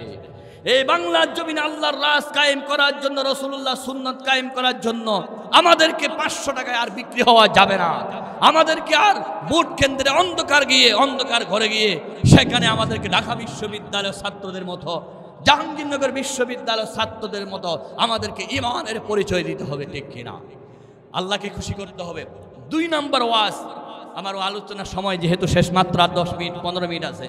2 নম্বর ওয়াজের বিষয় হচ্ছে ওয়াবিল ওয়ালিদাইনি ইহসানা। আল্লাহকে খুশি করার সাথে সাথে মা বাপকে খুশি করতে হবে। যার উপর মা বাপ নারাজ তার উপর আল্লাহ নারাজ। মা বাপ যাকে দোয়া করে না, বদদোয়া করে, সে মুফতি, মুহাদ্দিস, মুফাসসির হলো দুনিয়াতে কোনোদিন সে ভালো মানুষ হতে পারে না। আল্লাহর হাবিব বলেছেন 2টা অপরাধের শাস্তি আল্লাহ জমিনে দেয়, আখিরাতে হবে। 1 নম্বর হচ্ছে যারা জুলুম করে, আয়না করে যারা হত্যা করেছে, তাদের বিচার শুরু হয়েছে কিনা? আন্তর্জাতিক ট্রাইব্যুনাল গঠন করা হয়েছে। আগের আন্তর্জাতিক ট্রাইব্যুনাল ছিল গোপনে পারিবারিকভাবে, এখন আন্তর্জাতিক ট্রাইব্যুনাল হচ্ছে বিশ্বের মাঝে সবখানে প্রকাশ্যে। সুবহানাল্লাহ। যেমন জুলুম তেমন বিচার শুরু হচ্ছে। আমরা চাই বাংলাদেশে যে পরিমাণ জুলুম করেছে তার সেই পরিমাণ শাস্তি হোক। চান কি চান না? প্রয়োজনে সে রাষ্ট্রপ্রধান হোক, প্রয়োজনে সে সেনা প্রধান হোক, যত বড় ক্ষমতার মালিক হোক না কেন, আমার ভাইকে যে চোখের পানি জড়াইছে, আমার ভাইকে যে এতিম করেছে, আমার ভাইকে যারা ঈদ করতে দেয় নাই, আমার বোনকে যারা স্বামী হারা করেছে, বিধবা করেছে, প্রত্যেকটা জালেমের বিচার এই জমিনে হতে হবে, ঠিক কিনা? 2টা অপরাধের বিচার এখানেও হবে, হাসরও হবে। 1 নম্বর অপরাধের নাম কি? জুলুম। বলেন জুলুম। 1 নম্বর অপরাধের নাম কি? জুলুম। 2 নম্বর অপরাধ, যে ব্যক্তি মা বাবার সাথে বেয়াদবি করে, মাকে বুড়ি বলে, বাপকে বুড়া বলে, মা বাপকে জুদা করে দে, সুন্দরী বউ পেয়ে মা বাপকে আলাদা করে দে, এমন নাফরমান জমিনে আছে কি নাই? ও নাফরমান, বুঝলি না রে, এটা কত বড় নিয়ামত। আল্লাহ রাব্বুল আলামিন নবীকে আরশ আজিমে নিয়ে গিয়ে ওয়াজ করে, ওয়াকাদা রাব্বুকা আল্লা তা'বুদু ইল্লা ইয়্যাহ ওয়া বিল ওয়ালিদাইনি ইহসানা। চূড়ান্ত ফয়সালা হয়ে গেল, আল্লাহ জমিনে আল্লাহর গোলামি করতে হবে, আল্লাহর আইন মানতে হবে। 2 নম্বর, মা বাবার সাথে সৎ আচরণ করতে হবে। ইহসানান মাফউলে মাতলাক, ইহসিনু ফিল মাহজুব। আল্লাহ বলেছেন মা বাবার সাথে এমন আচরণ করতে হবে। মুফাসসির ইকরাম এবার ব্যাখ্যা লিখে শুরু করেন, মা বাপ দুনিয়ায় থাকলে ইহসান করা মানে 10টি কাজ করতে হবে। কয়টি কাজ? মা বাপ দুনিয়া থেকে মারা গেল 10টি কাজ করা হবে। জিন্দা থাকা অবস্থায় 10টি হক। 1 নম্বর হক হলো মা বাবার সাথে সব সময় নম্র ব্যবহার করতে হবে, ভদ্র ব্যবহার করতে হবে। আল্লাহর কোরআনের ভাষায় আল্লাহ বলেন, ফালা তাকুল লাহুমা উফফি ওয়ালা তানহারহুমা। উফ শব্দ বলা যাবে না। কেন? এই মা বাবার কাছে জন্ম নিলাম, এরকম করে মা বাবার কাছে গরম কথা বলা যাবে না, মা বাপকে ধমক দেওয়া যাবে না। ওয়ালা তানহারহুমা ওয়া কুল লাহুমা কাওলান কারীমা। নরম নরম কথা বলো, শক্ত কথা বলা যাবে না। আল্লাহ রাব্বুল আলামিন হাত দিলেন, পা দিলেন, শরীরের প্রত্যেকটা অঙ্গের মধ্যে হাড্ডি দিলেন, জিহ্বার মধ্যে কোনো হাড্ডি দেন নাই, কারণ হাড্ডি হলো শক্ত। আল্লাহ জিহ্বাকে নরম বানালেন, জিহ্বা দিয়ে নরম নরম মধুর মধুর কথা বলার জন্য। সুবহানাল্লাহ। আল্লাহ বলেছেন, ওয়াকুলু লিন্নাসি হুসনা। মানুষের সাথে নরম নরম কথা বলো। আমার নবীর বড় চরিত্র ছিল, নবীজি কথা বলতেন মিষ্টি ভাষায়, নবীর কথা শুনে মানুষ পাগল হয়ে যেত। ফাবিমা রাহমাতিম মিনাল্লাহি লিনতা লাহুম ওয়ালাউ কুনতা ফাজ্জান গালিযাল কলব। নবীরে আপনার কথা বেশি মধুর, যদি আপনার কথা মধুর না হতো সাহাবা একরামরা আপনার থেকে দূরে চলে যেত। লানফাদ্দু মিন হাওলিক। আল্লাহ রাব্বুল আলামিন বলেন, কাউলুম মারুফু ওয়া মাগফিরাতুন খায়রুম মিন সাদাকা। সুন্দর ভাষায় কথা বলা, মিষ্টি ভাষায় কথা বলা হাজারো টাকা দেওয়ার চাইতে আল্লাহ বেশি খুশি হয়ে যায়। এই মাহফিলে যারা বসছি আজকে থেকে সিদ্ধান্ত নিই সবার সাথে সুন্দর ব্যবহার করব, রাজি আছি। বিশেষ করে মা বাবার সাথে জীবনে কোনোদিন গরম কথা বলা যাবে না। আপনার মা এখন মেজাজ গরম হয়ে গেছে, আব্বা মেজাজ গরম হয়ে গেছে। একটা সময় ছিল আপনার জন্য জীবন কুরবানি দিয়েছে আপনার মা।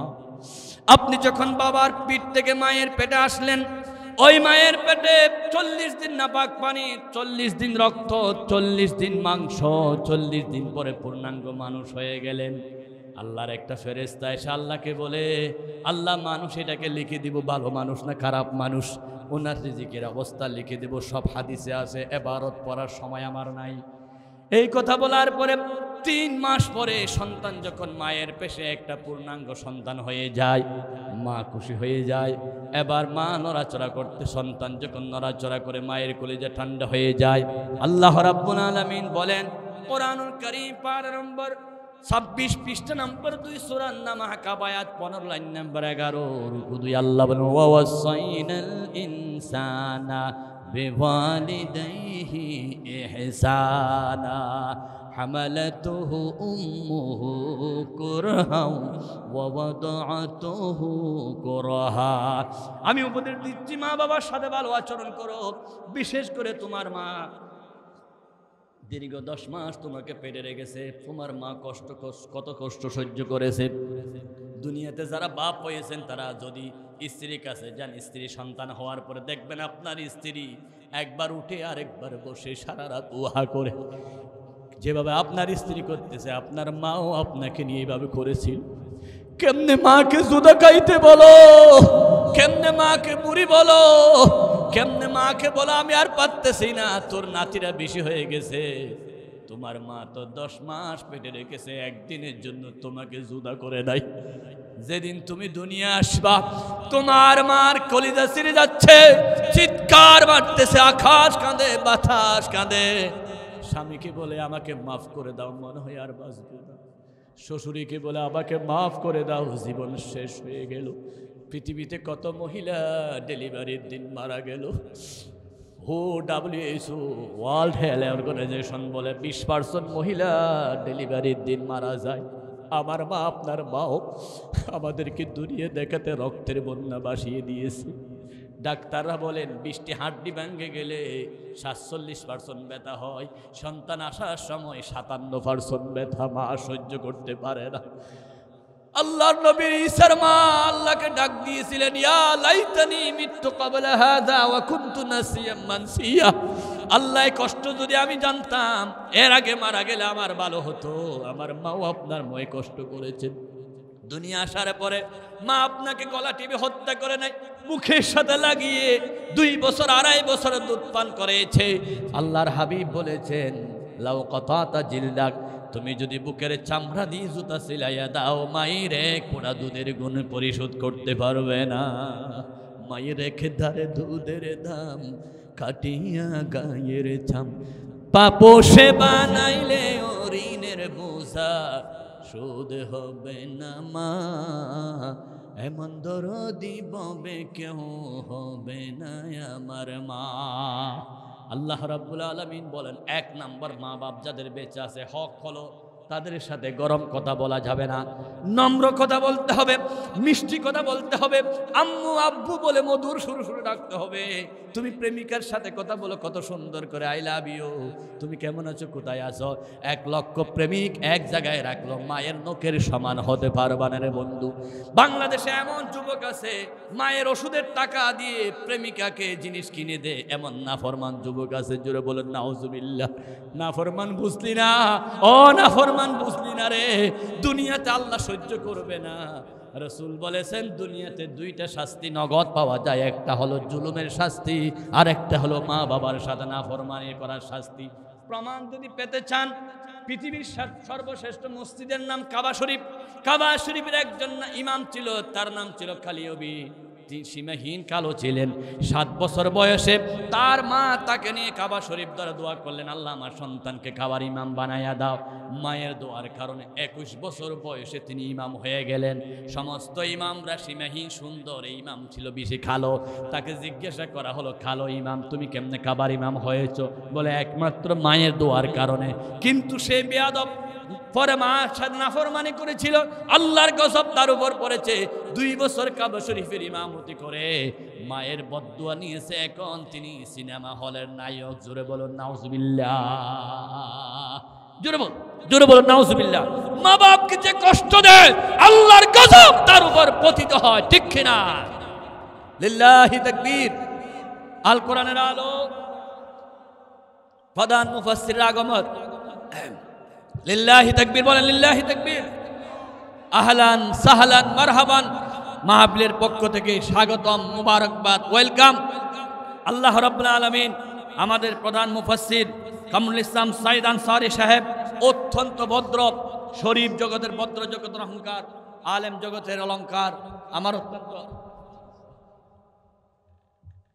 শ্রদ্ধেয় মুরব্বী ফজিলতুল শেখ তাজুল উলামা শামসুল উলামা ফখরুল উলামা জনাব আলহাজ আল্লামা কামরুল ইসলাম সাইদ আনসারী সাহেব তশরিফ এনেছেন। মন খুলে ওয়াজ করবেন ইনশাআল্লাহ। তবে আলো লাইট আসার পরে মোমবাতি আর জ্বলে না। হুজুর আসছেন, আমার আলোচনা এখানে শেষ।